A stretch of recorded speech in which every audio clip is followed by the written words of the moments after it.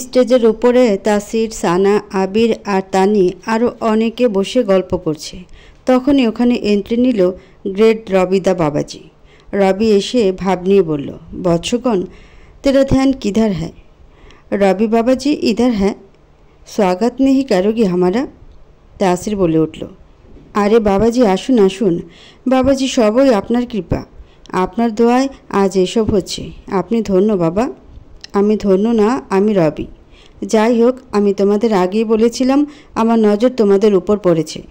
তোমাদের এখন শুধু মঙ্গল না, বুধ, বৃহস্পতি, শুক্রও হবে।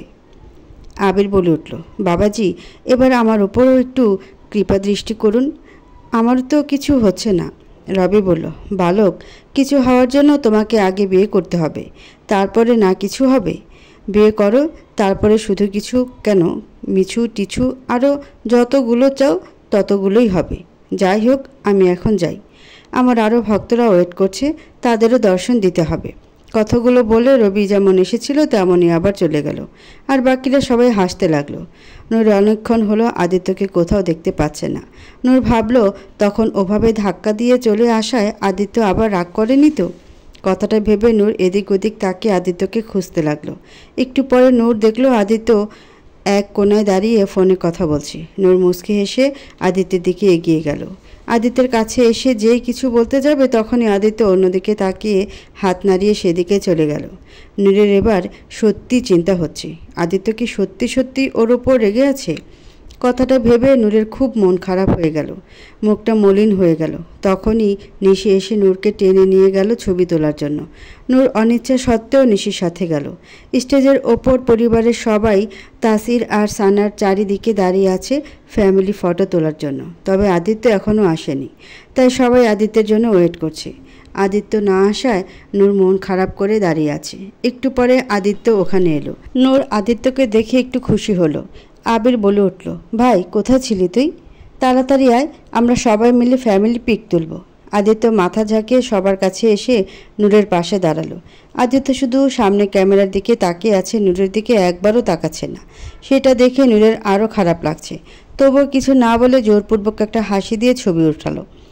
ছবি ওঠা শেষে নূর আদিত্যকে কিছু বলতে যাবে তখনই আদিত্যের ফোন বেজে উঠল। আদিত্য ফোনটা কানে নিয়ে কথা বলতে বলতে ওখান থেকে চলে গেল। নূর এবার শিওর হয়ে গেছে যে আদিত্য ওর ওপর রেগে আছে। নূর কি করবে ভেবে পাচ্ছে না, কিছুই ভালো লাগছে না ওর। নূর নিচে নেমে এসে আদিত্যকে এদিক ওদিক খুঁজতে লাগলো, কিন্তু কোথাও দেখতে পেল না। নূরের এবার প্রচুর কান্না পাচ্ছে। একটু পরে অনুষ্ঠান শেষ হয়ে এলো। সবাই বাসায় যাওয়ার জন্য বাইরের গাড়ির কাছে এসে দাঁড়ালো। আদিত্য এখনও আসেনি। নূর শুধু অস্থির হয়ে এদিক ওদিক তাকিয়ে আদিত্যকেই খুঁজছে। আবির তখন নূরের কাছে এসে বলল, ভাবি তুমি আমাদের গাড়িতে চলো, আদি ভাইয়ের একটা কাজ পড়ে গেছে, তাই ও আসতে পারবে না। আমাকে মেসেজ করে বলে দিয়েছে ওর কাজ শেষ হলেও সরাসরি বাসায় চলে যাবে। নূর বুঝতে পারছে যে কাজটা কিছুই না, আদিত্য ওর উপর রেগে আছে তাই চলে গেছে এখান থেকে। তাই তো আমাকে কিছু না বলে আবিরকে মেসেজ করে দিয়েছে। নূরের ভাবনার মাঝে আবির বলে উঠল, কি হলো, এসো গাড়িতে বসো। নূরের ভেতরে কান্না জড়িয়ে আসছে। নূর ঢোক গিলে জোরপূর্বক হাসি দিয়ে গাড়িতে গিয়ে বসলো। নূর জানালার দিকে তাকিয়ে সবার আড়ালে চোখের পানি ফেলতে লাগলো। নিজের ওপর চরম রাগ লাগছে ওর। কি হতো তখন আদিত্যের কথাটা মেনে নিলে? তাহলে এখন আর রাগ করে থাকতো না। ও তো নিজের বউকে কাছে চেয়েছে, অন্য কাউকে তো আর চায়নি। তাহলে কেন মানা করলাম আমি? আদিত্য আমার জন্য কত কিছু করে, আমার একটু খুশির জন্য পুরো দুনিয়া উলটপালট করে ফেলে, আর আমি কিনা ওর এইটুকু আবদারই রাখতে পারলাম না। কেমন বউ আমি, নিজের স্বামীকেই নারাজ করে ফেললাম। এসব ভেবে ভেবে নূর নীরবে চোখের পানি ফেলতে লাগলো। রাত 12:30।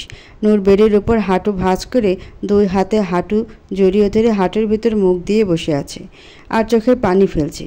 চেঞ্জ না করে এখনও পার্টির শাড়ি পরে আছে। আদিত্য এখনও আসেনি। নূর ফোন করেছিল, ফোনও বন্ধ পেয়েছে, তাই ওর আরও খারাপ লাগছে। নিজেকে নিজের মারতে ইচ্ছে করছে ওর। এখন কি করব আমি?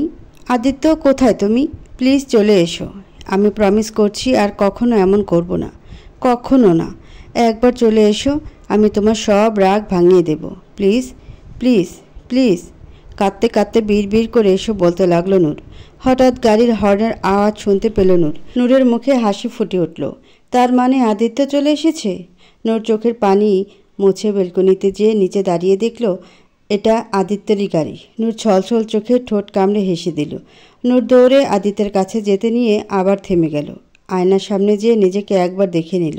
তারপর নিজেই নিজেকে বলতে লাগলো, কি করছিস তুই নূর?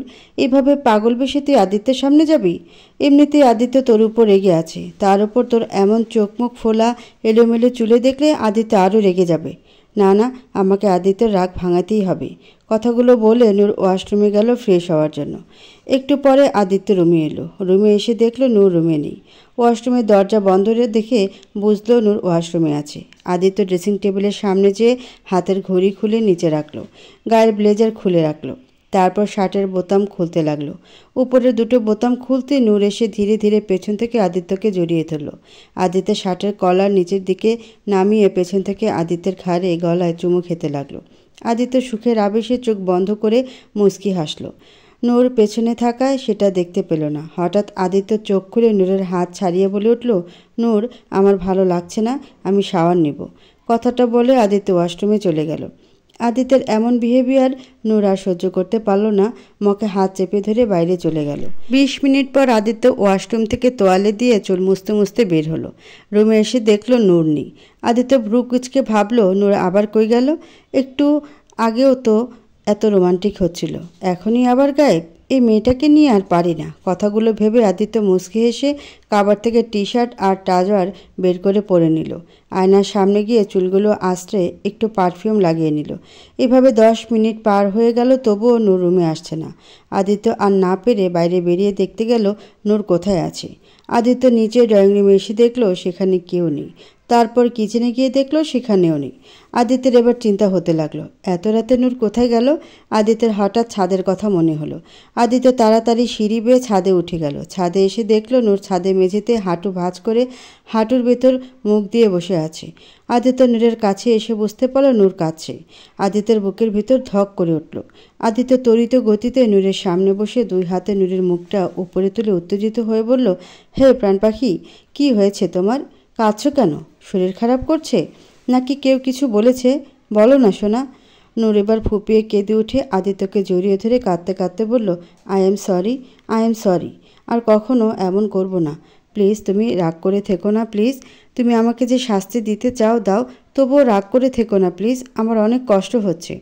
আদিত্য নূরকে সামনে এনে দুই হাতে মুখটা আগলে ধরে বলল, কি বলছো এসব প্রাণ পাখি? কিসের সরি? আমি কখন রাগ করলাম তোমার উপর? আর কেনই বা রাগ করব?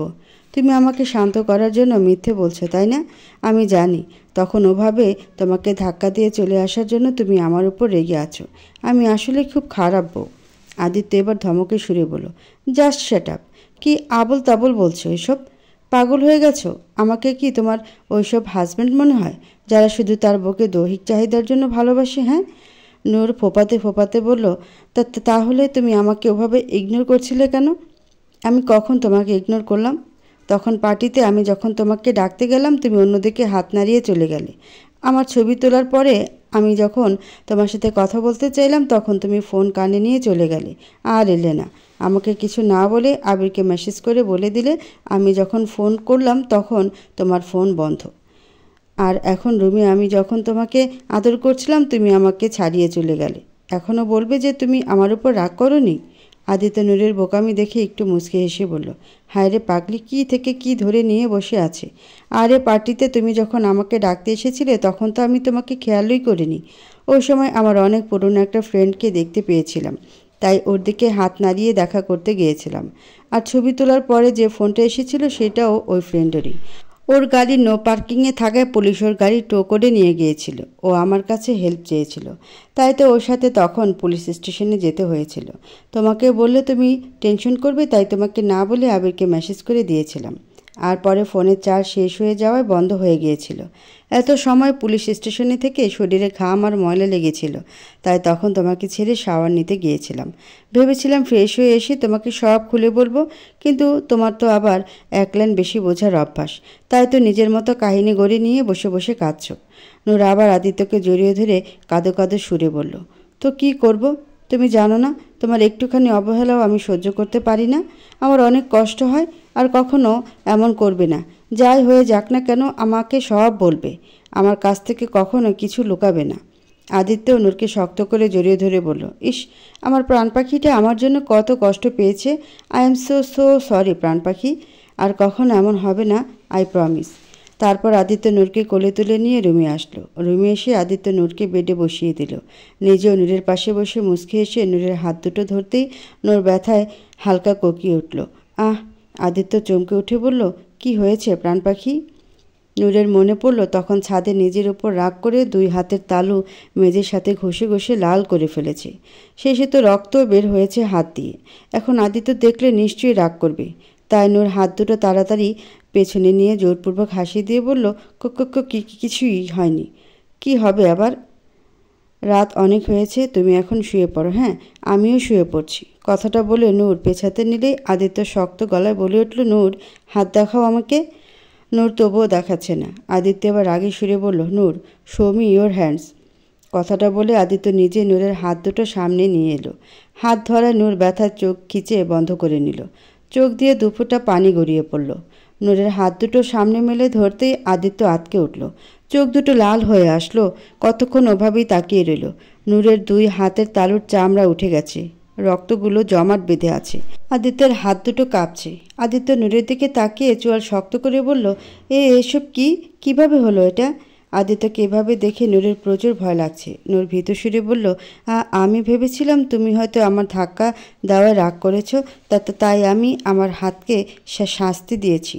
নূরের কথায় আদিত্যের রাগ যেন সপ্তম আসমানে পৌঁছে গেল। আদিত্য নূরের হাত ছেড়ে দিয়ে উঠে দাঁড়িয়ে 2 হাতে নিজের চুল শক্ত করে টেনে ধরে চোখ বন্ধ করে নিজের রাগ কন্ট্রোল করার চেষ্টা করছে। আদিত্য অতিরিক্ত রাগে সামনে টেবিলে একটা লাথি মেরে দিল। নূর আদিত্যের রাগ দেখে ভয়ে চোখ বন্ধ করে নিল।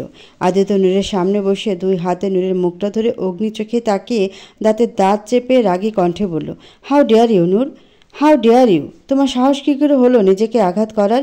তোমাকে বলেছি না তোমার সব কিছু আমার, তোমার নিজের ওপর তোমার কোনো অধিকার নেই। তাহলে তোমার সাহস কী করে হলো আমার জিনিসকে আঘাত করার, বলো? নূর ভয়ে থরথর করে কাঁপতে কাঁপতে বলল, সরি। নূরকে এভাবে ভয় পেতে দেখে আদিত্যের হুঁশ এলো। আদিত্য চোখ বন্ধ করে নিজেকে একটু শান্ত করে নিল। তারপর উঠে গিয়ে কাবার থেকে ফার্স্ট এড বক্স নিয়ে এলো। নূরের সামনে বসে তুলোয় স্যাভলন লাগালো। নূরের হাতটা আলতো করে নিজের হাতে নিয়ে স্যাভলন লাগানোর চেষ্টা করে বলল, একটু জ্বলবে, তুমি সহ্য করতে পারবে তো? নূর মাথা ঝাঁকিয়ে হ্যাঁ বোঝালো। আদিত্য একবার নূরের হাতের কাছে স্যাভলনওয়ালা হাত নিচ্ছে, আবার পিছিয়ে আনছে। মনে হচ্ছে নূরের হাতে না নিজের হাতে লাগাতে যাচ্ছে। টেনশনে বেচারার ঘাম ছুটে যাচ্ছে।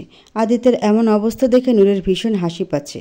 নূর ঠোঁট টিপে নিজের হাসি আটকানোর চেষ্টা করছে। আদিত্য নূরের হাতে স্যাভলন লাগাতেই নূর হালকা কোকিয়ে উঠল। আহ!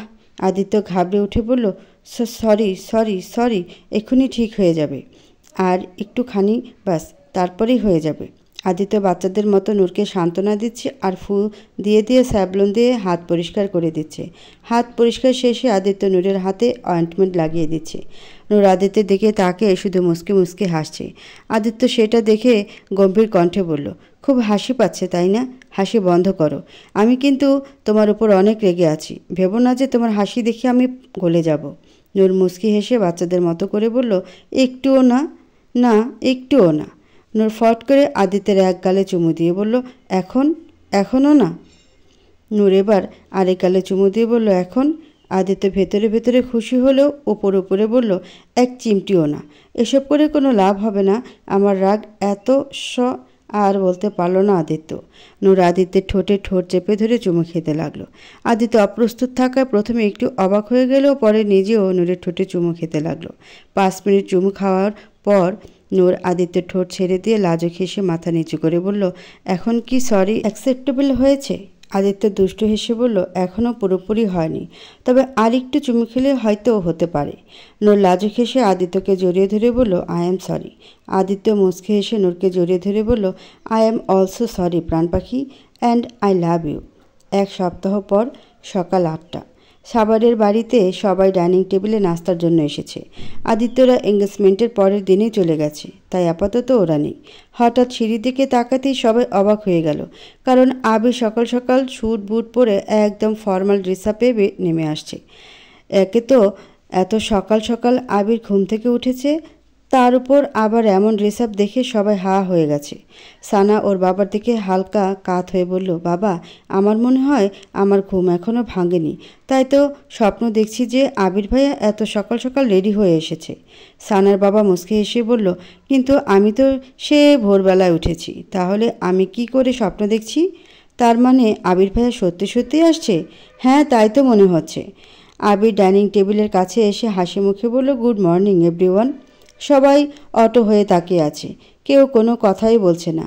আবির সেটা দেখে বলল, কি হয়েছে, সবাই এভাবে তাকিয়ে আছো কেন? আমি জানি আমি অনেক হ্যান্ডসাম, তাই বলে এভাবে দেখার কি আছে? নজর লেগে যাবে তো আমার। আবিরের বাবা বলে উঠল, আজ সূর্য কোন দিকে দিয়ে উঠেছে যে জনাব এত সকাল সকাল ঘুম থেকে উঠেছে? আর এই সঙ্গ সেজে কোথায় যাওয়া হচ্ছে শুনি? আবির বলে উঠল, হোয়াট ইজ সং বাবা? This is not song, this is official dress up. কারণ তোমরা জেনে খুশি হবে যে আমি আজ থেকে অফিস জয়েন করছি। কথাটা শোনার সাথে সাথে সানার মুখে থাকা পানি ফুস করে বেরিয়ে গেল। কাজের মেয়েটা খাবারের ট্রে নিয়ে আসছিল। আবিরের কথা শুনে ওর হাত থেকে ঠাস করে ট্রেটা নিচে পড়ে গেল। আর আবিরের মা তো আরও এক ধাপ এগিয়ে। সে এত বড় শক হজম না করতে পেরে সোজা অজ্ঞানী হয়ে গেল। আবির এদের অবস্থা দেখে বলল, মনে হচ্ছে এত খুশি এরা বরদাস্ত করতে পারছে না। যাই হোক, আমি গেলাম, তোমরা ধীরে ধীরে খুশিটা হজম করে নিও। By everyone. কথাগুলো বলে আবির অ্যাটিটিউড নিয়ে বেরিয়ে গেল। সকাল 9:30। আদিত্য একটু আগেই অফিসে এসেছে। নিজের কেবিনে বসে কিছু ফাইল দেখছে। তখনই কেবিনের দরজায় কেউ নক করলো। আদিত্য ভেতর থেকে আসতে বলল। দরজা খুলে আবির ভেতরে ঢুকলো। আবিরকে এই সময় এখানে দেখে আদিত্য অবাক হয়ে গেল। আদিত্য মুচকি এসে বলল, কী রে, তুই আজকে রাস্তা ভুলে গেছিস নাকি? তাই আড্ডা দেওয়ার বদলে অফিসে চলে এসেছিস? আবির ভেতরে এসে আদিত্যের সামনের চেয়ারে বসে বলল, ভাই, তোরা কি ভাবিস বলতো আমাকে? আদিত্য কিছু বলতে যাবে তার আগে আবির ওকে থামিয়ে দিয়ে বলল, থাক থাক, ওটা আর বলতে হবে না। আমি বলছি শোন, আমি ভুল করে অফিসে আসিনি, ইচ্ছে করে এসেছি, কারণ আমি আজ থেকে অফিসে বসবো। আদিত্য ভ্রুকুচকে বলল, তুই কি সকাল সকাল মজা করার জন্য আমাকেই পেয়েছিস? আরে মজা কেন করব, আই এম সিরিয়াস ভাই। আদিত্য তাচ্ছিল্যে সুরে বলল, হ্যাঁ হ্যাঁ, তুই সিরিয়াস হলে আমি শাহরুখ খান। আবির দুঃখীর ভাব ধরে বলল, তুই এটা বলতে পারলি ভাই? তুই জানিস আমি কেন অফিস জয়েন করতে চাই? কেন? তোর কথা ভেবে ভাই। আমার কথা ভেবে মানে? হ্যাঁ ভাই, তুই একা সব বিজনেসের কাজ দেখাশোনা করিস, তোর কত কষ্ট হয়ে যায় তাই না? কাজের জন্য ভাবিকেও ঠিকমতো সময় দিতে পারিস না। তাই আমি তোর এই রেসপন্সিবল ভাই সিদ্ধান্ত নিয়েছে যে তোকে একা একা আর খাটতে দিবে না। এখন থেকে আমিও তোকে কাজে সাহায্য করব। আদিত্য তীক্ষ্ণ সন্দেহের দৃষ্টিতে তাকিয়ে বলল, আমার তেল চর্বি একদমই পছন্দ না, তাই তেল না মেরে আসল কথা কি সেটা বল। আজ হঠাৎ করে তোর এত সুবুদ্ধি কোত্থেকে উদয় হলো তাই বল। আবির একটা মেখে হাসি দিয়ে বলল, হে হে, কী যে বলিস না ভাই, আমি কেন তোকে তেল মারতে যাব? আমার কি তেলের কোয়া বের হয়েছে নাকি? ঠিক আছে, বলতে না চাইলে তোর ইচ্ছে, কিন্তু পরে যদি বলতে চাস তখন কিন্তু আমি শুনবো না। আবির একটু ঘাবড়ে গেল। ও জানে আদিত্যকে ছাড়া ওর কাজ হবে না, তাই তড়িঘড়ি করে বলল, আরে ভাই, রাগ করছিস কেন? তুই যখন এত ইনসিস্ট করছিস তখন বলেই দিচ্ছি। আসলে হয়েছে কি ভাই, তুই আর নূর ভাবি বিয়ে করে নিলি, সানা আর তাসিরেও এঙ্গেজমেন্ট হয়ে গেল। এখন এসব দেখে তানিও আমাকে বিয়ের জন্য প্রেশার দিচ্ছে, বলছে ওর নাকি খুব বেশি বিয়ে পাচ্ছে। আমাকে 10 নম্বর বিপদ সংকেত দিয়েছে, বলেছে তাড়াতাড়ি বাবা মাকে বলে ওর বাসায় বিয়ের প্রস্তাব না নিয়ে গেলে ও অন্য কাউকে ধরে বিয়ে করে নেবে। আবিরের কথা শুনে আদিত্য হাসতে শুরু করে দিল। আবির দুঃখী ভাব ধরে বলল, তুই হাসছিস? এদিকে আমার হালুয়া টাইট হয়ে যাচ্ছে। তানি কি বলে জানিস? বলে ও নাকি তোদের মেয়েকে আমাদের ছেলের সাথে বিয়ে দিয়ে বউয়ের শাশুড়ি হয়ে দামাক দেখাবে, তাই তাড়াতাড়ি বিয়ে করে তোদের আগে এ বাচ্চা নিতে বলছে। ভাবা যায় এল্লা? আদিত্যের হাসতে হাসতে অবস্থা খারাপ। আদিত্য কোনো রকমে হাসি থামিয়ে বলল, একদম ঠিক হয়েছে, তুই যেমন পেয়েছিসও আরেকটা তেমন। তা এই জন্য বুঝি অফিস জয়েন করার সুবুদ্ধি উদয় হয়েছে? হ্যাঁ ভাই, তানির বাবা মাকে ইমপ্রেস তো করতে হবে তাই না? তবে তানির বাবা মা তো পরে, আগে আমার বাপ মাকে কে বলবে? আমি বললে তো বাবা আমার কান বরাবর একটা লাগাবি। ভাই তুই কথা বল না, তোর কথা নিশ্চয়ই শুনবে ওরা। আদিত্য হাসি মুখে বলল, ওকে ওকে, টেনশন নিস না, আমি চাচা চাচির সাথে কথা বলবো। রাতে নূরকে নিয়ে বাসায় এসে এই বিষয়ে কথা বলবো না। আবির উঠে এসে আদিত্যকে জড়িয়ে ধরে বলল, থ্যাঙ্কস ভাই, ইউ আর দ্য বেস্ট। হয়েছে হয়েছে, এখন যা। অফিসে যখন এসেছিস তখন কিছু কাজও কর। আবির মাথা ঝাঁকিয়ে বেরিয়ে গেল নিজের কেবিনে। রাত 8টা। আদিত্য আর নূর একটু আগে এসেছে। সবাই ড্রয়িং রুমের সোফায় বসে আছে। আদিত্য ওর চাচা চাচির দিকে তাকিয়ে বলল, চাচা চাচি, আপনাদের সাথে জরুরি কথা আছে। আদিত্যর চাচা বলে উঠল, হ্যাঁ আদি, বলো, কি বলবে? আসলে আবিরের ব্যাপারে কথা বলতে চাই। আবির একটা মেয়েকে ভালোবাসে। মেয়েটাকে আপনারা চেনেন। মেয়েটা নূরের বান্ধবী তানি। ওরা একজন আরেকজনকে ভালোবাসে আর এখন বিয়ে করতে চাচ্ছে। আপনাদের কি মতামত এই ব্যাপারে? আবিরের বাবা বলে উঠল, আমাদের আর কি মতামত আছে? তুমি যদি ঠিক মনে করো তাহলে আমাদেরও কোনো সমস্যা নেই। এই হতচ্ছাড়াকে যে কেউ তাদের মেয়ে দিবে, এটাই তো অনেক। বাকি তো ভাইয়া আর তুমি আছো, তোমরাই দেখে নাও। আদিত্য মুচকি এসে বলল, তাহলে আপনারা রাজি থাকলে আমরা কাল পরশুই তানিদের বাড়িতে বিয়ের প্রস্তাব নিয়ে যাই, কি বলেন? ঠিক আছে, তুমি যেটা ভালো মনে করো। একটু পরে বড়রা সবাই উঠে চলে গেল আর আবির সোফায় উঠে দাঁড়িয়ে নাচতে লাগলো। নাচতে নাচতে বলল, ইয়েস ইয়েস ইয়েস, আমার বিয়ে হবে, বাসর হবে।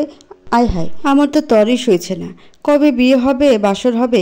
আমার ছোটবেলা থেকে একটাই স্বপ্ন, বড় হয়ে বিয়ে করে বাসর ঘরে বিড়াল মারব। আবিরের কাণ্ড দেখে সবাই হাসতে হাসতে শেষ। তখনই হঠাৎ আবিরের ফোনটা বেজে উঠল। আবির সোফায় বসে ফোনটা বের করে দেখল তানির ফোন। আবির বুঝতে পেরেছে যে তানি বাবা মা বিয়ের ব্যাপারে কি মতামত দিল সেটা জানার জন্য ফোন করেছে।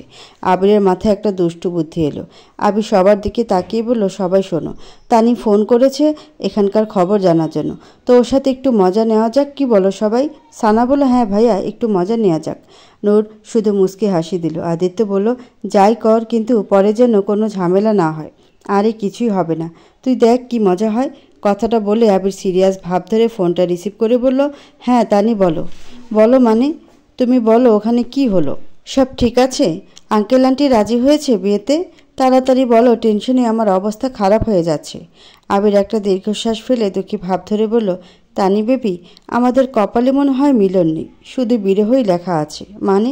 মানে বেবি, মা বাবা কেউ বিয়েতে রাজি হয়নি। তারা বলেছে আমি যদি এই বিয়ে করি তাহলে আমাকে ত্যায্য পুত্র করে দিবে। এখন তুমি বলো বেবি, মা বাবাকে কষ্ট দিয়ে কীভাবে বিয়ে করব আমি? আবিরের কথা শুনে তানি থপ করে বেডের ওপর বসে পড়ল। ও কি বলবে বুঝতে পারছে না, মুখ দিয়ে কোনো কথাই বের হচ্ছে না। আবির মেকি কান্না করে বলে উঠল, তবে তুমি চিন্তা করো না তানি বেবি, তোমাকে বিয়ে না করলে আমি কোথাও বিয়ে করব না। দরকার হলে সারা জীবন চুরুকুমার থাকবো, তবুও তোমাকে ছাড়া কাউকে বিয়ে করব না। এ মেরা বাচন হ্যাঁ, और मेरा वचन ही है शासन। ভালো থেকো তানি বেবি। বেঁচে থাকতে হয়তো না মিলতে পারলাম, তবে মরার পরে অবশ্যই আমাদের মিলন হবে। হৃদয়ের লেনাদেনা এই পারেতে আর হবে না, তোমার আমার দেখা হবে ও পারে। গানটা গাইতে গাইতে ফোনটা কেটে দিল আবির। তারপর হু হা করে হাসা শুরু করে দিল। নূর বলে উঠল, এটা কিন্তু ঠিক হলো না আবির ভাইয়া, আমার বেচারি তানি হয়তো বসে বসে কাঁদছে এখন। আবির মুচকি এসে বলল, আরে ভাবি চিন্তা করো না, কষ্টের পরে যখন সুখ আসে সেটার মজাই আলাদা। সকাল 9:30। সানা ড্রয়িং রুমে বসে টিভি দেখছে। অন্যরা সবাই ব্রেকফাস্ট করে যার যার রুমে আরাম করছে। আজ শুক্রবার, তাই সবাই বাসায় আছে। হঠাৎ বাসার কলিং বেল বেজে উঠল। সানা উঠে গিয়ে দরজা খুলে দিল। দরজা খুলে দেখলো সামনে তানি দাঁড়িয়ে আছে। তানিকে এখানে দেখে সানা একটু অবাক হয়ে বলল, তানি আপু, তুমি এখন এখানে? তানি শক্ত গলায় বলল, আবির কোথায়? ভাইয়া তো। সানার কথা শেষ হওয়ার আগেই তানি সানাকে ঠেলে সরিয়ে দিয়ে ভেতরে ঢুকলো। ভেতরে এসে জোরে জোরে আবিরের নাম ধরে ডাকতে ডাকতে বলল, আবির, আবির কোথায় তুমি? বেরিয়ে আসো এক্ষুনি। তানির চিল্লানিতে বাড়ির সবাই হকচকিয়ে উঠল। সবাই তাড়াতাড়ি করে ড্রয়িং রুমে আসলো। তানিকে এখানে দেখে সবাই অবাক হয়ে গেল, সবচেয়ে বেশি আবির। আবিরের মনে মনে কেমন জানি ভয় করছে, মনে হচ্ছে ওর ওপর দিয়ে আজ টর্নেডো বয়ে যেতে চলেছে। আবির একটা ঢোক গিলে তানির কাছে এসে জোরপূর্বক হাসি দিয়ে বলল, তানি বেবি, তুমি এখানে কি করছো? তানি আবিরের কলার চেপে ধরে রাগী কণ্ঠে বলল, কি করছি আমি, তাই না? কি করছি? আমার কথা বাদ দাও, তুমি কি করছো সেটা বলো। তোমার সাহস কী করে হলো বলার যে আমাকে বিয়ে করবে না? হ্যাঁ? তানির এমন অ্যাকশনে সবাই ভ্যাবাচাকা খেয়ে গেল। সানা, নূর আর আদিত্য মিটিমিটি হাসছে। আবির করুণ সুরে বলল, তানি কি করছো? সবাই দেখছে তো? দেখুক সবাই, সবাইকে দেখতে দাও। এমনিতেও কয়েক মাস পরে সবাই সব কিছু দেখতেই পাবে। তানির কথার আগামাথা কিছু বুঝতে না পেরে আবির কনফিউজ হয়ে জিজ্ঞেস করলো, মানে আই অ্যাম প্রেগনেন্ট। কথাটা যেন বজ্রপাতের মতো সবার মাথায় পড়ল। সবাই হতভম্ব হয়ে গেল। বেচারা আবির তো পুরো তবদা খেয়ে গেছে। নিজের কানকে বিশ্বাস করতে পারছে না। যা শুনল তা কি ঠিক শুনল? আবির বেকুবের মতো বলল, 1 মিনিট, আমি মনে হয় কানে ভুল শুনেছি। তুমি নিশ্চয়ই প্রেগনেন্ট বলনি, তাই না? তানি বলে উঠল, তুমি ঠিকই শুনেছ, আমি প্রেগনেন্ট বলেছি। হ্যাঁ, আমি তোমার বাচ্চার মা হতে চলেছি। আবির যেন 2000 ভোল্টের একটা ঝটকা খেলো। বেচারা পুরো স্ট্যাচু হয়ে গেল। কোনো রিয়েকশনই দিচ্ছে না। সানা, আদিত্য আর নূর অনেক কষ্টে নিজেদের হাসি আটকে রেখেছে। আবিরের মা অবাক হয়ে বলল, কি হোয়াট টেল তুমি what tell? My son is president you? আবিরের মায়ের কথা তানি কিছুই বুঝতে পারছে না। মনে হচ্ছে ওর মাথার উপর কাক ডাকছে। তানির কনফিউজ চেহারা দেখে সানা তানির কাছে এসে কানের কাছে ঝুঁকে বলল, সি মিন্স প্রেগনেন্ট। তানি এবার আবিরের মায়ের কাছে এসে দুখিয়ারি ভাব ধরে বলল, হ্যাঁ আন্টি, আই অ্যাম প্রেগনেন্ট। আমি আপনাদের নাতি নাতনির মা হতে চলেছি। আবিরের মা বলল, কি? কিন্তু হোয়েন, হাউ? তানি লাজুক ভাব ধরে বলল, কিভাবে হলো এটা এখন কি করে বলি, আমার লজ্জা করে। আবিরের মা এবার হাসি মুখে বলল, না না, থাক আর বলতে হবে না। তুমি দাঁড়িয়ে আছো কেন? এসো বসো। আবিরের মা তানিকে নিয়ে গিয়ে আস্তে করে সোফায় বসিয়ে দিল। তারপর নিজেও তানির পাশে বসে তানির মাথায় হাত বুলিয়ে বলল, হোয়াট হ্যাপেন?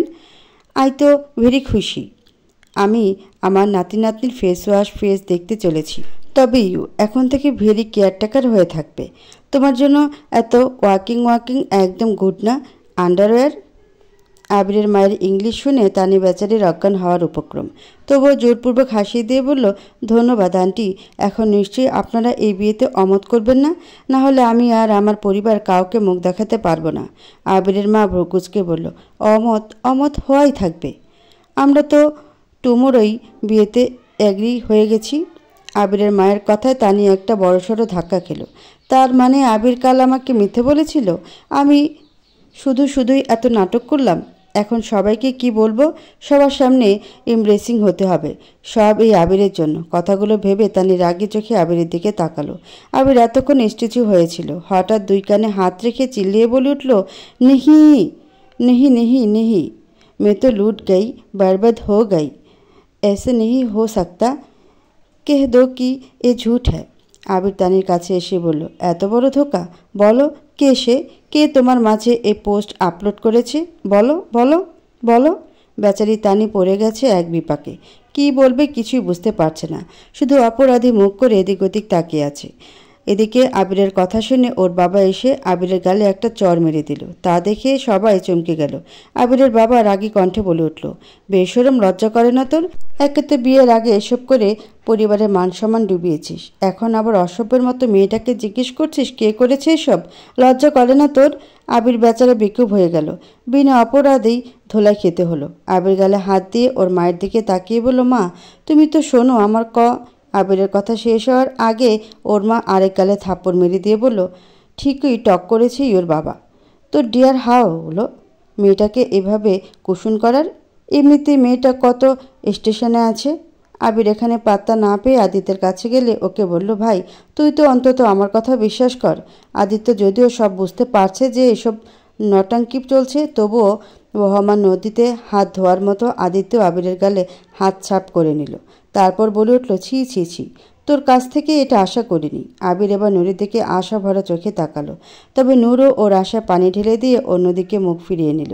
আবির সানার দিকে তাকালে সানাও ছি করে উঠল। আবির কোথাও আশ্রয় না পেয়ে আবার তানির সামনে এসে দাঁড়িয়ে কিছু বলতে যাবে তার আগে তানিও ওর গালে একটা চড় মেরে দিল। আবির বেচারা তানির দিকে তাকিয়ে কাঁদো সুরে বলল, তুমি আবার কেন মারলে আমাকে? আমি কি তবলা নাকি যে ফ্রিতে সবাই বাজিয়ে চলেছ? আরে ভাই, মারার আগে বলে তো দাও আমার দোষটা কোথায়। এখানে তো আমি নিজেই ভুক্তভোগী। এইসব ঠিক না বলে দিলাম, এমন অন্যায় জাতি সহ্য করবে না। তানি রাগ দেখিয়ে বলল, তো মারবো না তো কি করব?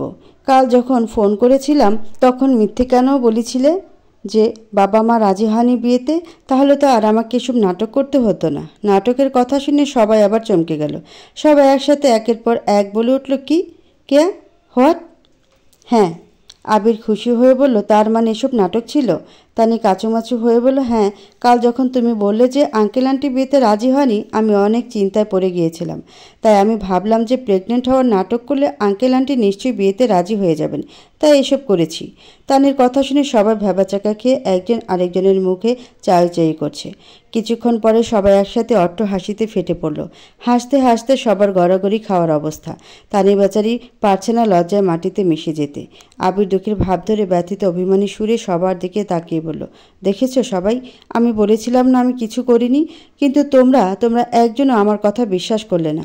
আজ তোমরা আমার ছোট্ট কচি মনটা ভেঙে টুকরো টুকরো করে দিয়েছ। আজ দেখে নিলাম কে আপন আর কে পর। তোমাদের সাথে কাটটি আর খেলবো না। তারপর ওর মায়ের কাছে এসে বলল, মা, তুমিও তোমার লালকে চিনতে পারলে না? এই দুঃখ আমি কোথায় রাখবো? আমার তো ব্যাংক অ্যাকাউন্টও নেই যে সেখানে গিয়ে জমা রাখবো। আদিত্য আবিরের দিকে তাকিয়ে গম্ভীর কণ্ঠে বলল, আবির, কাট দ্য ক্র্যাপ। আবির সাথে সাথে স্বাভাবিক হয়ে বলল, ওকে ভাই, অ্যাজ ইউ সে।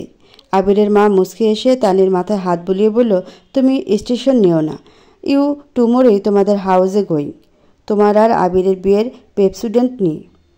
আবিরের মায়ের কথা সব তানির মাথার উপর দিয়ে বাউন্সার গেছে, তাই ও বুঝতে পারছে না কেমন রিয়েকশন দেবে। সানা সেটা বুঝতে পেরে মুচকে এসে বলল, চাচি বলতে চাচ্ছে আমরা কালকে তোমাদের বাড়িতে বিয়ের প্রস্তাব নিয়ে আসব। তানি লাজুক হেসে মাথা ঝাঁকালো। একটু পরে সবার কাছ থেকে বিদায় নিয়ে তানি চলে গেল। 4 দিন পর সকাল 10টা। আদিত্যরা সবাই ওদের সাভারের বাড়ির সামনে দাঁড়িয়ে আছে। আজকে ওরা সবাই ওদের গ্রামের বাড়ি যাবে। আদিত্যের বাবা আর চাচা মিলে ডিসাইড করেছে যে আবির আর তানির বিয়ে ওদের গ্রামের বাড়িতে হবে, তাই সবাই আজ রওনা দিবে। তানির পরিবারও যাচ্ছে ওদের সাথে। সবাই খুবই এক্সাইটেড হয়ে আছে। একটু পরে ওদের সামনে দুটি হাইস এসে দাঁড়ালো। প্রথমটিতে সিনিয়র সিটিজেনেরা সবাই বসলো এবং দ্বিতীয়টিতে ইয়াংস্টাররা সবাই। ড্রাইভিং সিটে বসলো তাসির আর ওর পাশের সিটে সানা। পরের সারিতে নিশি আর সাইম। তারপরের সারিতে তানি আর আবির বসলো এবং সবার পেছনে বসলো আদিত্য আর নূর। গাড়ি চলছে আপন গতিতে। সব কাপলসরাই যার যার পার্টনারদের সাথে রোমান্টিক মোমেন্ট তৈরি করতে ব্যস্ত। তাসির গাড়ি চালাচ্ছে, তাই শুধু আই কন্ট্যাক্ট আর হাত ধরা পর্যন্ত চলছে ওর রোমান্স। নিশি আর সাইম নানা রকম রোমান্টিক পোজে সেলফি তুলছে। আবির আর তানিও ওদের খুনসুটিতে ব্যস্ত। তবে আদিত্যই যাকে বলে প্রো রোমান্টিক।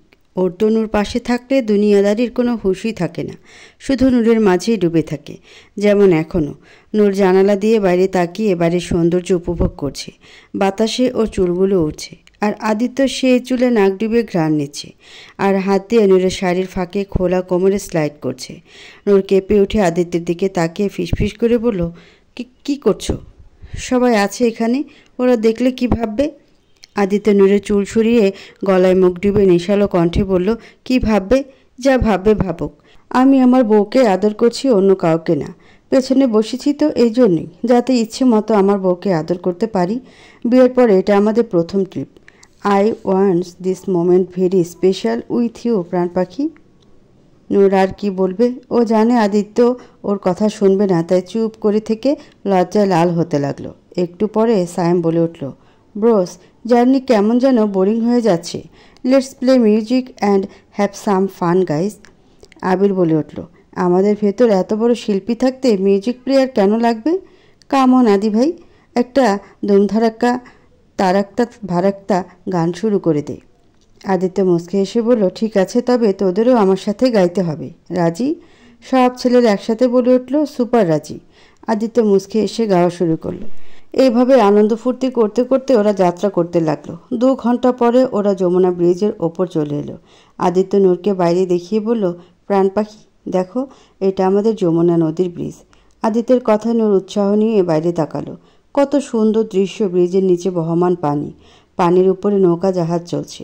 নদীর ভেতরে জায়গায় জায়গায় চর পড়ে গেছে। সেই চরের ওপর আবার অনেকে ঘরবাড়ি করে রয়েছে। তাদের গরু ছাগলগুলো চড়ে বেড়াচ্ছে। নূর মুগ্ধ হয়ে সব কিছু দেখছে। এই প্রথম ও ঢাকার বাইরে কোথাও যাচ্ছে। সব কিছু ওর কাছে অনেক ভালো লাগছে। আর আদিত্য মুগ্ধ হয়ে ওর প্রাণ পাখির মুগ্ধতা দেখছে। মেয়েটা অল্পতেই কত খুশি হয়ে যায়। ওকে দুনিয়ার আরও সৌন্দর্য দেখালে না জানি কত খুশি হবে। কথাটা ভেবে আদিত্য মনে মনে বলল, আমি আমার প্রাণ পাখিকে সব সৌন্দর্যই দেখাবো। এভাবে আরও আধা ঘন্টা পরে ওরা সিরাজগঞ্জ জেলায় পৌঁছে গ্রামের রাস্তায় যেতে লাগলো। গাড়ি গ্রামের চিকন রাস্তা দিয়ে যাচ্ছে। রাস্তার দুই ধারে শুধু সবুজের সমারোহ, সবুজ গাছগাছালি, ধান ক্ষেত, বাতাসে ধান গাছগুলো ঢেউ খেলাচ্ছে। সব কিছু অসম্ভব সুন্দর লাগছে নূরের কাছে। একটু পরে ওরা বিশাল বড় একটা বাড়ির সামনে এসে থামলো। আদিত্য নূরের দিকে তাকিয়ে বলল, প্রাণ পাখি, নামও, আমরা এসে গেছি। নূর মুচকি এসে আদিত্যের হাত ধরে নামলো। নিচে নেমে দাঁড়িয়ে সামনে তাকিয়ে তানি আর নূর অবাক হয়ে গেল। ওদের সামনে অনেক পুরানো বাড়ি দেখা যাচ্ছে। দেখে মনে হচ্ছে পুরান দিনের সত্যিকারের কোনো রাজপ্রাসাদ। নূর আদিত্যের দিকে হালকা ঝুঁকে আস্তে করে বলল, এটা কি তোমাদের বাড়ি? এটা তো অনেক পুরানো একটা জমিদার বাড়ি মনে হচ্ছে। আদিত্য মুচকি হেসে বলল, হ্যাঁ প্রাণ পাখি, এটা আমাদেরই বাড়ি, এটা আমাদের জমিদার বাড়ি। তানি দুই গালে হাত দিয়ে বিস্ময় ভরা কণ্ঠে বলল, ওয়াও, তার মানে তোমরা জমিদার বংশ? আবির ভাব নিয়ে বলল, আবার জিগায়, তানি বেবি, তুমি এখনও চিনতেই পারোনি যে তোমার হবু বর কী চিজ? উই আর রয়্যালস, বুঝেছ? আদিত্য মুচকি হেসে বলল, এসব জমিদার আমাদের পূর্বপুরুষেরা ছিল, এখন আর এসব নেই। তবে আমাদের এই জমিদার বাড়িটা আছে। আমরা মাঝে মধ্যে এখানে আসি বেড়াতে। এটা রক্ষণাবেক্ষণের জন্য লোক রাখা আছে, আর বাবা মাঝে মধ্যেই এটা সংস্করণ করান। নূর মুচকি হেসে আস্তে করে বলল, তার মানে তুমি সত্যিকারের রাজকুমার? আমার রাজকুমার? আদিত্য মুচকি হেসে বলল, হ্যাঁ বলতে পারো। So welcome to my kingdom রানী সাহেবা। কথাটা বলে আদিত্য নূরকে কোলে তুলে নিয়ে ভেতরে এগোলো। নূর বেচারি লজ্জায় লাল হয়ে গেল। আবির তানির দিকে তাকিয়ে দেখলো তানি কেমন মুখ ফুলিয়ে অন্যদিকে তাকিয়ে আছে। আবির ঠোঁট কামড়ে হাসলো তানির অভিমান দেখে। তারপর হঠাৎ আবির তানিকে কোলে তুলে নিয়ে বলল, আমিও পারি আমার রানীকে কোলে নিতে। তানি একটা লাজুক হাসি দিল। আবিরের দেখা দেখি সায়েম ও নিশিকে কোলে তুলে নিল। এখন শুধু তাসির আর সানা দাঁড়িয়ে আছে। তাসিরের কোনো অ্যাকশন না দেখে সানা বলে উঠল, কি হলো, তোমাকে কি ইনভিটেশন দিতে হবে নাকি আমাকে কোলে নেওয়ার জন্য? তাসির বলে উঠল, আমি? হ্যাঁ তুমি না তো কি, ওই পাশের বাড়ির কদরালি? হায়, আমার কপালে এমন ভোলারাম জুটতে হলো। এখন চেয়ে চেয়ে দেখছো কি? চলো কোলে নাও আমাকে। তাসির বেচারা আর উপায় না পেয়ে সানাকে কোলে তুলে নিয়ে ভেতরে গেল। পরদিন সকাল 10টা। আজকে আবির আর তানির হলুদ এবং মেহেদির অনুষ্ঠান। পুরো বাড়ি থেকে শুরু রাস্তা পর্যন্ত জাঁকজমকপূর্ণভাবে সাজানো হয়েছে। বাড়ির উঠানে বড় করে স্টেজ সাজানো হয়েছে। হলুদের অনুষ্ঠানের জন্য মেহমানরাও আসা শুরু হয়ে গেছে। তানির আত্মীয় স্বজনরাও এসেছে। একটু পরে আবিরকে নিয়ে এসে স্টেজে বসানো হলো। তারপর নূর আর সানা মিলে তানিকে নিয়ে এলো। তানি সহ সব মেয়েরা কাঁচা হলুদ রঙের শাড়ি বাঙালি স্টাইলে পরেছে। সব ছেলেরা তাদের নিজ নিজ প্রিয়তমার দিকে মুগ্ধ হয়ে তাকিয়ে আছে। আদিত্য সব সময়ের মতো নূরের মায়ায় হারিয়ে গেছে। অপলক দৃষ্টিতে তাকিয়ে আছে নূরের দিকে, আর নূর সেটা দেখে লাজুক হাসছে। আজ ওদের নিজেদের হলুদের কথা মনে পড়ে গেল। তানিকে নিয়ে এসে আবিরের পাশে বসানো হলো। একটু পরে হলুদের অনুষ্ঠান শুরু হয়ে গেল। আদিত্যের বাবা তার চাচিকে নিয়ে এলো ওখানে। তারপর সবার দিকে তাকিয়ে বলল, সবার প্রথমে হলুদ চাচি আম্মা লাগাবে। আদিত্য চাচি আম্মার কাছে এগিয়ে এসে বলল, আসসালামু আলাইকুম দাদি, কেমন আছো তুমি? দাদি বলে উঠল, আমি ভালো আছি, তুই কেবা আসু গাদা? সিরাজগঞ্জের আঞ্চলিক ভাষা। দাদির কথায় মেয়েরা ফিক করে হেসে দিল। আদিত্য জোরপূর্বক হাসি দিয়ে বলল, আমিও ভালো আছি দাদি। বাই দ্য ওয়ে দাদি, তোমার আদরের গাদার সাথে দেখা করবে না? ওই যে দেখো কি সুন্দর সেজে গুজে বসে আছে তোমার জন্য। যাও যাও, দেখা করে আসো। আবির বেচারার এখন ইচ্ছে করছে এক ছুট এখান থেকে পালাতে। শালার আদি নিজে বেঁচে গিয়ে আমাকে ফাঁসিয়ে দিল, এখন এই বুড়ি এসে আমাকে পচাবে। একটু পরে দাদি গিয়ে আবিরের পাশে বসলো। তারপর আবিরের গাল টেনে দিয়ে বলল, কেবা আসু রে গাদা? বাবা, কত হানি বড় হইয়া গেছু, আবার দিহি বিয়াও হরতাছু। তানি এদিকে অনেক কষ্টে নিজের হাসি আটকে রেখেছে। আবির বেচারা জোরপূর্বক হাসি দিয়ে বলল, জি জি দাদি, ভালোই আছি। আপনি হলুদ লাগিয়ে যান না? না মানে আপনি এখানে এত কোলাহলে অসুস্থ হয়ে যাবেন, তাই বলছিলাম আর কি। হ হ, ঠিকই কসু, আমি আমার এত ভিড়ে ব্যারামে পইরা যামো। তারপর দাদি হলুদ লাগিয়ে চলে গেল। দাদি চলে যেতেই তানি হেসে উঠে বলল, ও গেদা, আই লাইক দ্য নেম। আলে লেলে গেদা, কি অবস্থা গেদা? আবির গাল ফুলিয়ে বলল, তো এতে এত হাসার কি আছে? এটা এখানকার আঞ্চলিক ভাষা। বড়রা ছোট ছেলে মেয়েদের আদর করে গ্যাদা গেদি বলে ডাকে। আমিও তোমাকে এখন থেকে গ্যাদা বলেই ডাকবো। আমার কিউট গ্যাদা। হি হি করে হেসে দিল তানি।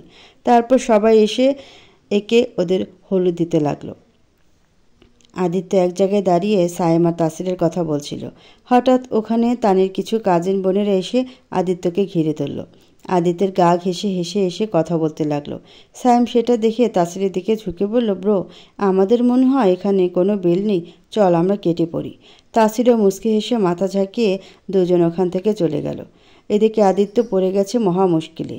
এই মেয়েগুলোর জন্য চরম বিরক্ত বোধ করছে ও, কিন্তু তানের কাজিন থেকে কিছু বলতেও পারছে না। অনিচ্ছা সত্ত্বেও ওদের সাথে জোরপূর্বক হেসে কথা বলতে হচ্ছে, না হলে আবার তানির খারাপ লাগবে এটা ভেবে। নূর স্টেজে তানির পাশে বসে কথা বলছিল। হঠাৎ ওর নজর গেল আদিত্যের উপর। আদিত্যকে এভাবে মেয়েদের সাথে ঘেঁষে দাঁড়িয়ে হেসে হেসে কথা বলতে দেখে নূরের মেজাজ প্রচণ্ড গরম হয়ে যাচ্ছে। ইচ্ছে করছে এক্ষুনি যেয়ে সবগুলোর চুল ছিঁড়ে ফেলতে। কত বড় লুচু মেয়ে সবগুলো, লজ্জা শরম যেন হোলসেলে বেঁচে এসেছে। অন্যের বরের সাথে কিভাবে গায়ে পড়ে কথা বলছে, আর ওদের কি বলবো, আমারটাই বা কম কিসে। দেখতো কত সুন্দর খিখি করে হাসছে, যেন সারা জীবনের হাসির স্টক আজই শেষ করবে। এমনিতেই তো আমাদের দিকে কেউ তাকালেও তার মাথায় রক্ত উঠে যায়। আর নিজে কি সুন্দর অন্য মেয়েদের সাথে হাহা হি করছে, যেন আমি এখানে নেই। এসব কথা ভেবে নূরের রাগ আরও বেড়ে যাচ্ছে। নূর রাগের মাথায় হাত দিয়ে নিচে একটা বাড়ি মারল। তানির হাত ওখানে থাকায় বাড়িটা তানির হাতে লাগলো। তানি হাতের ব্যথায় কোকিয়ে উঠে বলল, আহ, কি করছিস? আমাকে কেন মারছিস? কি হয়েছে তোর? নূর আদিত্যের দিকে তাকিয়ে থেকে বলল, কিছু না, সরি। নূরের নজর বরাবর তানিও সেদিকে তাকালো এবং তাকিয়ে বুঝলো নূরের রাগের কারণ। তানি দুষ্টু হেসে বলল, ও তো এই কথা। ম্যাডাম জেলাসি মোডে আছে? না না, আদিত্য ভাইয়া কাজটা একদম ঠিক করছে না। নিজের বউ থাকতে অন্য মেয়েদের সাথে এইভাবে হাসাহাসি করাটা একদম ঠিক না। তোর কিছু একটা করা দরকার। আমি কি করব? কি করবি মানে? জিজু যেমন মেয়েদের সাথে হাসাহাসি করে কথা বলছে, তুইও তেমন হ্যান্ডসাম ছেলেদের সাথে হেসে হেসে কথা বল। আমি? না না, কি বলছিস তুই? ঠিক আছে, তাহলে এখানে বসে বসে জিজুর রাসলীলা দেখ। আমার কি? আমি তো তোর ভালোর জন্যই বলছিলাম। জিজু পারলে তুই কেন পারবি না? তুইও দেখি দে, মেয়েরা কোনো কিছুতে কম না। নূরও এবার ভাবলো তানি ঠিকই বলেছে। ও পারলে আমি কেন পারবো না? আমিও দেখিয়ে দেবো ওকে। কথাটা ভেবে নূর উঠে দাঁড়িয়ে সামনে হেলে দুলে হাঁটতে লাগলো। তানি সেটা দেখে হাসতে লাগলো। মনে মনে ভাবছে আজকে হেব্বি মজা হবে যখন জিজু নূরকে অন্য ছেলের সাথে কথা বলতে দেখবে। নূর গ্রামের কিছু হ্যান্ডসাম ছেলেদের সামনে গিয়ে হেলে দুলে হাঁটতে লাগলো। ছেলেগুলো হা হয়ে নূরের দিকে তাকিয়ে আছে। এত সুন্দর মেয়ে ওরা জীবনে কখনো দেখেনি। ওদের মাঝে একজন চেয়ারম্যানের ছেলে। সে ছেলেটা নূরের কাছে এগিয়ে এসে বলল, হ্যালো মিস, আপনাকে তো চিনলাম না। আপনি কোন পক্ষের বর না কনে? নূরের এই ছেলেটার সাথে কথা বলার কোনো ইচ্ছেই নেই, তবুও আদিত্যকে দেখানোর জন্য জোরপূর্বক হেসে বলল, আমি দুই পক্ষেরই। ছেলেটা হাসি মুখে বলল, ও আইসি, আপনি বুঝি ঢাকা থেকে এসেছেন? তার নাম কি আপনার? জি, নূর। ওয়াও, অনেক সুন্দর নাম। বাই দ্য ওয়ে, আপনি কিন্তু দেখতে অনেক সুন্দর। আপনার মতো সুন্দর মেয়ে আমি কখনো দেখিনি। নূর এবার চরম বিরক্ত হচ্ছে ছেলেটার উপর, তবুও জোরপূর্বক হেসে দাঁতের দাঁত চেপে বলল, ধন্যবাদ। এদিকে আদিত্য চরম বিরক্ত হয়ে যাচ্ছে। এখান থেকে যেতে নিলেই ওরা আটকে দিচ্ছে, তাই যেতেও পারছে না। এদিক ওদিক তাকাতেই হঠাৎ ওর নজর গেল নূরের উপর, আর তাকাতে ওর ভ্রু কুঁচকে এলো। নূরকে একটা ছেলের সাথে এভাবে হেসে কথা বলতে দেখে আদিত্যের রাগে মাথা ফেটে যাচ্ছে। চোয়াল শক্ত হয়ে কপালের রগ ফুলে উঠল। আদিত্য আর এক মুহূর্ত ওখানে না দাঁড়িয়ে নূরের কাছে যেতে লাগলো। মেয়েরা এবার আটকাতে নিলে আদিত্য এমন অগ্নি চোখে ওদের দিকে তাকালো যে মেয়েরা ভয়ে ওখান থেকে ছু মন্তর হয়ে গেল। আদিত্য নূরের কাছে এগিয়ে এসে রাগে কটমট করে নূরের হাত চেপে ধরে ওখান থেকে টেনে নিয়ে গেল। আচমকা এমন হওয়ায় ছেলেটা ভ্যাবাচাকা খেয়ে গেল। কি হলো ও কিছুই বুঝতে পারল না। আদিত্য নূরকে রুমে নিয়ে এসে বেডের ওপর ফেলে দিল। রাগে ওর শরীর এখনও কাঁপছে। আদিত্যের এমন রাগ দেখে নূর একটু ভয় পেয়ে গেল। আদিত্য নূরের উপরে উঠে নূরের দুই হাত বেডের সাথে চেপে ধরে অগ্নি চোখে তাকিয়ে দাঁত কিরমির করে বলল, how dare you Noor, how dare you? কি করছিলে তুমি ওখানে ওই ছেলেটার সাথে? হ্যাঁ, যেখানে কেউ তোমার দিকে তাকালেও আমি তার চোখ তুলে নিই, সেখানে তোমার সাহস কী করে হলো অন্য একটা ছেলের সাথে এভাবে হেসে হেসে কথা বলার? বলো। নূর প্রথমে ভয় পেলেও তখনকার কথা মনে পড়ে ওর হঠাৎ রাগ উঠে গেল। নূর আদিত্যকে নিজের উপর থেকে ধাক্কা দিয়ে বেডে ফেলে দিল। তারপর নিজে আদিত্যের পেটের উপর উঠে বসল। হঠাৎ নূরের এমন রিয়াকশনে আদিত্য ভ্যাবাচাকা খেয়ে গেল। নূর আদিত্যের পাঞ্জাবির কলার ধরে রাগী কণ্ঠে বলল, আচ্ছা তো তুমি কি করছিলে? তুমি যা খুশি তাই করবে আর আমি করলেই দোষ, তাই না? আদিত্য প্রকুচকে বলল, মানে আমি আবার কি করলাম?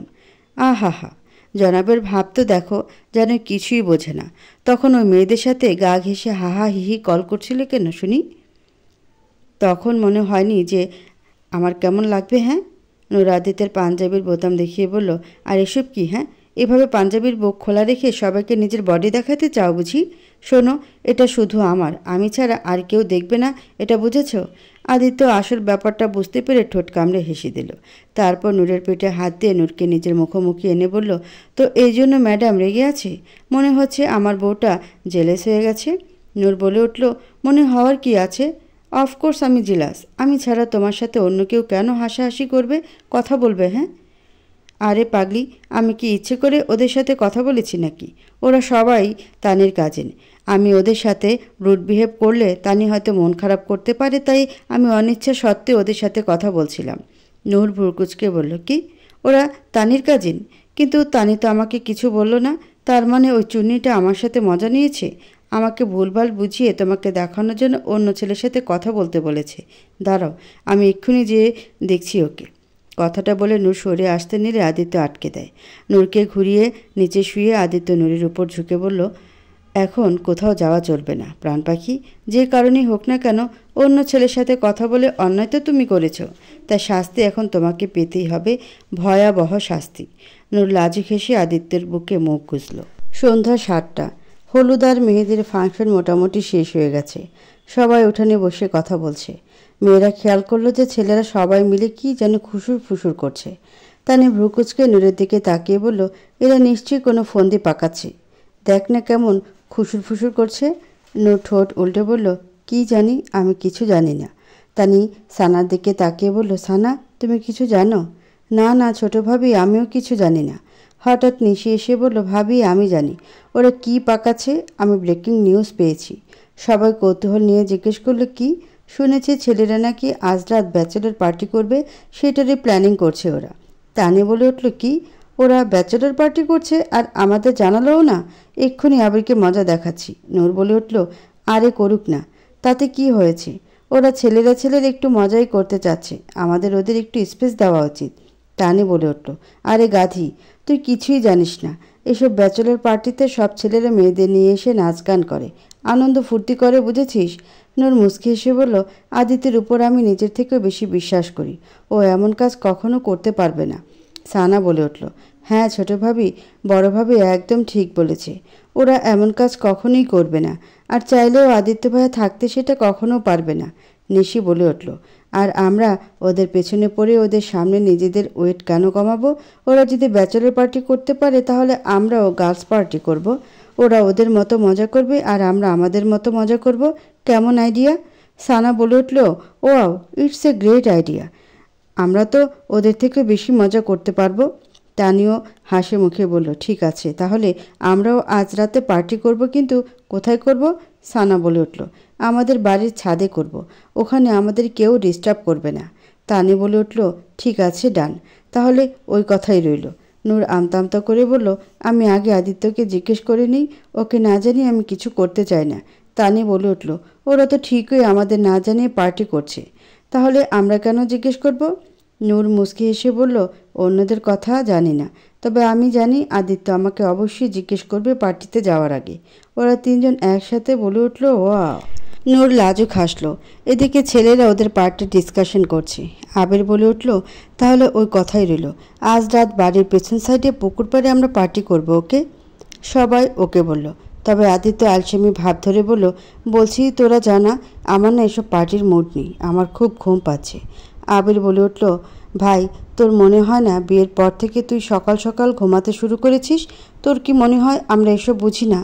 দেখ মেরে ভাই, এক রাত একটু বউয়ের কাছ থেকে কিছুক্ষণ দূরে থাকলে তুই মরে যাবি না। তাই বাহানা না দিয়ে পার্টিতে যাওয়ার জন্য রেডি হ। না হলে তুই তো আমাকে চিনিসই, আমি এমন ব্যবস্থা করব যে তুই শুধু এক রাত না, এখানে যে কয়দিন থাকবি সেই কয়দিনই ভাবিকে তোর থেকে আলাদা রাখবো বলে দিলাম। আদিত্য একটু গলা খাকারি দিয়ে বলল, ওকে ওকে ঠিক আছে, তোরা যখন এত ইনসিস্ট করছিস তাহলে আমি আসব। সায়েম বলে উঠল, ব্রো আমরা কি পার্টিতে ডান্সার আনবো? হেব্বি মজা হবে। আদিত্য বলে উঠল, নো নো, এসব কিছুই করা যাবে না। নূর এসব ব্যাপারে অনেক সেন্সিটিভ, তাই এসব ফালতু আইডিয়া বাদ। সবাই আদিত্যের কথায় রাজি হয়ে গেল। রাত 8টা। নূর আয়নার সামনে দাঁড়িয়ে নিজের গহনা খুলছে, যেগুলো ও হলুদের অনুষ্ঠানের জন্য পরেছিল। তখনই আদিত্যের পেছন থেকে এসে নূরের কোমর জড়িয়ে ধরে ঘাড়ে মুখ গুজে দিয়ে নিশালো কণ্ঠে বলল, নিড অ্যানি হেল্প প্রাণ পাখি? আপনার খেদমতে বান্দা হাজির আছে। নূর মুচকি এসে বলল, no I don't need any help, I can do it myself. তুমি কি খেদমত করতে পারবে তা আমার ভালো করে জানা আছে। আদিত্য নূরের ঘাড়ে চুমু খেয়ে বলল, শোনো না প্রাণ পাখি, একটা কথা বলার ছিল। বলো, কি বলবে? আসলে বয়েজরা সবাই মিলে ব্যাচেলার পার্টি প্ল্যান করেছে। আমার যাওয়ার ইচ্ছে নেই, কিন্তু ওরা ছাড়ছে না, তাই আমাকে যেতে হবে। নূর আদিত্যের দিকে ঘুরে দুই হাতে আদিত্যের গলা জড়িয়ে ধরে বলল, তো যাও না, ওরা একটু ফান করতে চাচ্ছে, সেখানে তুমি না গেলে ওদের খারাপ লাগবে। কিন্তু ওখানে তো অনেক রাত পর্যন্ত থাকতে হবে, এতক্ষণ রুমে তোমার একা একা খারাপ লাগবে না? তোমাকে ছেড়ে আমার একটুও যেতে ইচ্ছে করছে না। এমন কিছুই হবে না, কারণ তোমাদের দেখা দেখি মেয়েরাও সবাই মিলে পার্টি করার ডিসিশন নিয়েছে, তাই আমাকে ওখানে থাকতে হবে। তোমার কোনো সমস্যা নেই তো? আদিত্য মুচকি এসে বলল, আমার কি সমস্যা থাকবে? তোমরা মেয়েরা একটু এনজয় করবে, এটা তো ভালো কথা। শুধু আমরা ছেলেরাই মজা করব আর মেয়েরা বসে থাকবে? তার চেয়ে ভালো আমরা দুজনরাই আনন্দ করি, তাহলে কারোরই খারাপ লাগবে না। নূর মুচকি এসে বলল, থ্যাংক ইউ রাজকুমার। আদিত্য নূরের ঠোঁটে ফট করে একটা চুমু খেয়ে বলল, ইউ আর মোস্ট ওয়েলকাম রানী সাহেবা। তাহলে আমি রেডি হয়ে নিই? নূর মাথা ঝাঁকিয়ে বলল, হ্যাঁ হ্যাঁ, আমিও রেডি হয়ে নিই। কথাটা বলে নূর কাবার থেকে ড্রেস বের করে ওয়াশরুমে গেল, আর আদিত্য রুমের ভিতরেই চেঞ্জ করে রেডি হতে লাগলো। আদিত্য আয়নার সামনে দাঁড়িয়ে রেডি হচ্ছে, তখনই নূর ওয়াশরুমের দরজা খুলে বেরিয়ে এলো। আদিত্য আনমনে নূরের দিকে তাকালো, আর তাকাতেই আদিত্যের হার্টবিট যেন এক মুহূর্তের জন্য বন্ধ হয়ে গেল। নূর আজ ব্লু রঙের লেগিস প্যান্ট পরেছি, তার উপর পিঙ্ক কালারের একটা শর্ট টপস পরেছি, গলায় স্কার্ফ পেঁচিয়ে রেখেছে। নূরকে এই প্রথম ওয়েস্টার্ন ড্রেস দেখে আদিত্য যেন হুঁশ হারিয়ে ফেলছে। হা হয়ে নেশা ভরা চোখে তাকিয়ে আছে নূরের দিকে। তাকিয়ে থাকতে থাকতে ধীরে ধীরে নূরের দিকে এগিয়ে যেতে লাগলো আদিত্য। আদিত্যকে এভাবে আসতে দেখে নূর লাজুক হেসে এক পা করে পৌঁছাতে লাগলো। পেছাতে পেছাতে একসময় দেয়ালের সাথে লেগে গেল। আদিত্য নূরের কাছে এসে নূরের দুই দিকে দেয়ালে হাত রেখে নূরকে আটকে দিল। নূরের মুখের উপর ঝুঁকে নেশালো কণ্ঠে বলল, দিস ইজ নট ফেয়ার প্রাণ পাখি। আমাকে এভাবে টর্চারের কি মানে হয়? আমার এমনিতেই তোমাকে ছেড়ে যেতে ইচ্ছে করছে না, তার উপর তুমি এই লুকে আমার সামনে এসে আমাকে আরও পাগল করে দিচ্ছ। এখন তো কিছুতেই তোমাকে ছেড়ে যেতে ইচ্ছে করছে না। এখন কি করব আমি, বলো? নূর নিচের দিকে তাকিয়ে লাজুক হেসে বলল, ওরা বলেছে আজকে সবাই যেন ওয়েস্টার্ন ড্রেস পরে। আমি মানা করেছিলাম, কিন্তু শোনেনি। আদিত্য নূরের গালে 2 আঙ্গুল দিয়ে স্লাইড করে বলল, তাহলে তো ওদের একটা থ্যাঙ্কস দিতে হয়। ওদের জন্য আজ তোমার এই রূপ দেখতে পেলাম। বাই দ্য ওয়ে, এই লুকে কিন্তু তোমাকে চরম হট লাগছে, ইচ্ছে করছে একদম খেয়ে ফেলি। কথাটা বলে আদিত্য মুখ নামিয়ে নূরের গলায় আলতো করে একটা কামড় দিল। তারপর সে কামড় দেওয়া জায়গায় চুমু খেতে লাগলো। নূর কেঁপে উঠে চোখ বন্ধ করে কাঁপা কাঁপা কণ্ঠে বলল, দেরি হয়ে যাচ্ছে, যেতে হবে প্লিজ। আদিত্য নূরের গলায় চুমু খেতে খেতে বলল, হোক, আমরা যাব না? দেখো, আমরা না গেলে আবির আর তানি দুজনেরই মন খারাপ করবে, প্লিজ বোঝার চেষ্টা করো। আদিত্য একটা দীর্ঘশ্বাস ছেড়ে নূরের কপাল ঠেকিয়ে বলল, ঠিকই বলেছ, উই হ্যাভ টু গো। দুজন রেডি হয়ে একটু পরে বেরিয়ে এলো। নিচে ছেলেরা সবাই পার্টির জন্য রেডি হয়ে দাঁড়িয়ে আছে আদিত্যের জন্য। হঠাৎ ওদের সামনে মেয়েরা একে একে বেরিয়ে এলো। ওদের দেখে ছেলেদের হার্ট অ্যাটাক হওয়ার উপক্রম। মেয়েরা এক একজন যেন এক একটা হটনেস ওভারলোড হয়ে গেছে। সব মেয়েরা ওয়েস্টার্ন ড্রেস পরে স্টাইলিশ আবদার নিয়ে কেয়ামত নামাচ্ছে। ছেলেদের সবকটার যেন হার্ট অ্যাটাক হওয়ার উপক্রম। বেচারারা সবাই শখ খাওয়ার মতো হা হয়ে তাকিয়ে আছে। ওরা নিজেদের পার্টি কি করবে মেয়েদের দেখে ওদের ব্রেন মুখে চলে এসেছে। মেয়েরা ছেলেদের এমন অবস্থা দেখে বাঁকা হেসে অ্যাটিটিউড নিয়ে ওদের সামনে দিয়ে হেঁটে উপরে চলে গেল। ছেলেরা এখনও হাঁ হয়ে তাকিয়ে আছে। একটু পরে আদিত্য ওদের কাছে এসে দাঁড়ালো। ওদের অবস্থা দেখে আদিত্য বুঝতে পারছে যে এদের অবস্থাও ওর মতোই হয়েছে। আদিত্য সবার চোখের সামনে হাত নাড়িয়ে বলল, বয়েস, পিকচার খতম হো গয়া, এখন বাস্তবে ফিরে এসো। আদিত্যের কথা সবার হুঁশ এলো। আবির বিস্ময় নিয়ে বলল, ভাই এসব কী ছিল, স্বপ্ন নাকি বাস্তব? আর মেয়েরা সব ক্যাটরিনা কাইফ সেজে কোথায় যাচ্ছে? আদিত্য বলে উঠল, না রে ভাই, এগুলো সবই বাস্তব। আমি একটু আগে এই কঠিন বাস্তবতার সম্মুখীন হয়ে এসেছি। মানে শুধু আমরা না, আমাদের মতো মেয়েরাও আজ রাতে গার্লস পার্টি করবে। সায়েম বলে উঠল, ভাই আমার তো এখন পার্টি রেখে ওই পার্টিতে যেতে ইচ্ছে করছে। আবির বলে উঠল, নেমো খারাম, পার্টি বদলু মাত্রই এই দলে ছিলি, এখনই আবার ওই দলে দিতে চাচ্ছিস? লজ্জা করে না তোর? আরে ওরা যতই ফ্যাশন শো করুক, মজা তো আমাদের পার্টিতেই হবে, দেখে নিস। এখন সময় নষ্ট না করে চল পার্টিতে যাই। তাড়াতাড়ি পার্টি শেষ করে ঘুমাতে হবে। আমার আবার কাল অনেক কাজ আছে, বিয়ে করতে হবে, বাসর করতে হবে, কত মেহনত লাগবে জানিস। তাই শরীরের একটু আরামের দরকার আছে। আবিরের কথা সবাই হেসে দিল। তারপর ওরাও পার্টিতে চলে গেল। বাড়ির পেছন সাইডে পুকুর পাড়ে পার্টির অ্যারেঞ্জমেন্ট করা হয়েছে। ডেকোরেটর এসে জায়গাটা সুন্দর করে সাজিয়ে দিয়ে গেছে। সব ছেলেরা যার যার মতো পার্টি এনজয় করছে। তবে আদিত্যের পার্টিতে একটুও মন নেই। ওর মন যে আছে নূরের কাছে। আদিত্য একটা সোফায় বসে ফোন বের করে কিছু দেখতে লাগলো। একটু পরে সায়েম আদিত্যের পাশে বসে দুষ্টু হেসে বলল, ব্রো, তুমিও আমার মতো ওদের পার্টির কথাই ভাবছো তাই না? আদিত্য কিছু না বলে রহস্যময় একটা হাসি দিয়ে ফোনের দিকে তাকিয়ে রইল। একটু পরে ওখানে তাসিরও এসে বসে বলল, আর চলো না একটু যেয়ে দেখি ওদের পার্টি কেমন চলছে। আদিত্য আবারও রহস্য হাসি দিয়ে ফোনের দিকে তাকিয়ে রইল। এবার ওখানে আবির এলো। আবির বলে উঠল, ভাই লোক, তোরা পার্টি বাদ দিয়ে এখানে কি করছিস? সায়েম বলে উঠল, মেয়েদের পার্টির কথা ভাবছি ব্রো, একটু দেখতে ইচ্ছে করছে ওরা কি করছে। আবির আমতা আমতা করে বলল, আসলে না, আমারও দেখতে ইচ্ছে করছে, চল আমরা গিয়ে দেখি ওরা কি করছে। কথাটা বলে আবির আদিত্যের দিকে তাকিয়ে বলল, কী রে, তুই কি ফোনে ঢুকে আছিস? আমরা কি বলছি শুনেছিস তুই? আদিত্য ফোনের দিকে তাকিয়ে বলল, তোদের চিন্তা ভাবনা যেখানে শেষ হয় আমার সেখান থেকে শুরু হয়। তোরা দেখার কথা বলছিস, আমি তো অলরেডি দেখা শুরু করে দিয়েছি। সবাই ভ্রুকুচকে বলল, মানে তোরা হয়তো ভুলে গিয়েছিস যে আবিরের বিয়ের জন্য আমি পুরো বাসায় সিসি ক্যামেরা লাগিয়েছি উইথ সাউন্ড সিস্টেম। তাই আমি এখন ওদের পার্টি লাইভ টেলিকাস্টে দেখছি। কথাটা বলে আদিত্য হাতে থাকা ফোনটা সবার দিকে ঘুরিয়ে দেখালো, যেখানে মেয়েদের পার্টি দেখা যাচ্ছে। সবাই আশ্চর্য হয়ে বলে উঠল, ওয়াও ভাই, ইউ আর গ্রেট, কি আইডিয়া বের করেছো। তারপর সবাই একসাথে মিলে মেয়েদের পার্টি দেখতে লাগলো। ছাদের উপর মেয়েদের পার্টির জন্য জাঁকজমক আয়োজন করা হয়েছে। সাউন্ড বক্স, খাবার দাবার সব কিছুই আছে। তানিকে বসানোর জন্য ছোট্ট একটা সিংহাসন করা হয়েছে। সেখানে তানি বসে আছে আর মেয়েরা সবাই আনন্দ ফুর্তি করছে। একটু পরে নিশি হাতে মাইক নিয়ে এসে সবার মাঝখানে খোলা জায়গায় দাঁড়ালো। তারপর মাইকে বলতে শুরু করলো, hello, may I have your attention please. Good evening ladies and ladies. এমনিতেও বেশি কথা বলার অভ্যাস আমার নেই, তাও বলছি, আমরা সবাই জানি যে কাল আমাদের তানি আর আবির ভাইয়ের বিয়ে। তো সেই উপলক্ষে আমরা এখানে গার্লস পার্টি করছি। আর পার্টিতে নাচ গান না হলে কেমন হয়? একদম আলু ছাড়া সিঙ্গারা হয়ে যায়। তাই এখন আপনাদের সামনে একটা পারফরমেন্স হতে চলেছে। পারফরমেন্সটা আমাদের ব্রাইড আর গ্রুমকে ডেডিকেট করে তৈরি করা হয়েছে। So girls, put your hands together for Sana and Noor. কথাটা বলে নিশি ওখান থেকে সরে গেল। একটু পরে ওখানে নূর হেলে দুলে এন্ট্রি নিল। নূরকে দেখে তানি অবাক হয়ে গেল, কারণ নূর একদম সেম টু সেম তানির মতো ড্রেস আপ করে তানির মতোই অঙ্গভঙ্গি দেখাচ্ছে। এই সব কিছু আদিত্যরা ফোনে দেখতে পাচ্ছে। নূরকে এভাবে দেখে আদিত্য যেন একটা ঝটকা খেল। বাকি সবাই অবাক হয়ে তাকিয়ে আছে।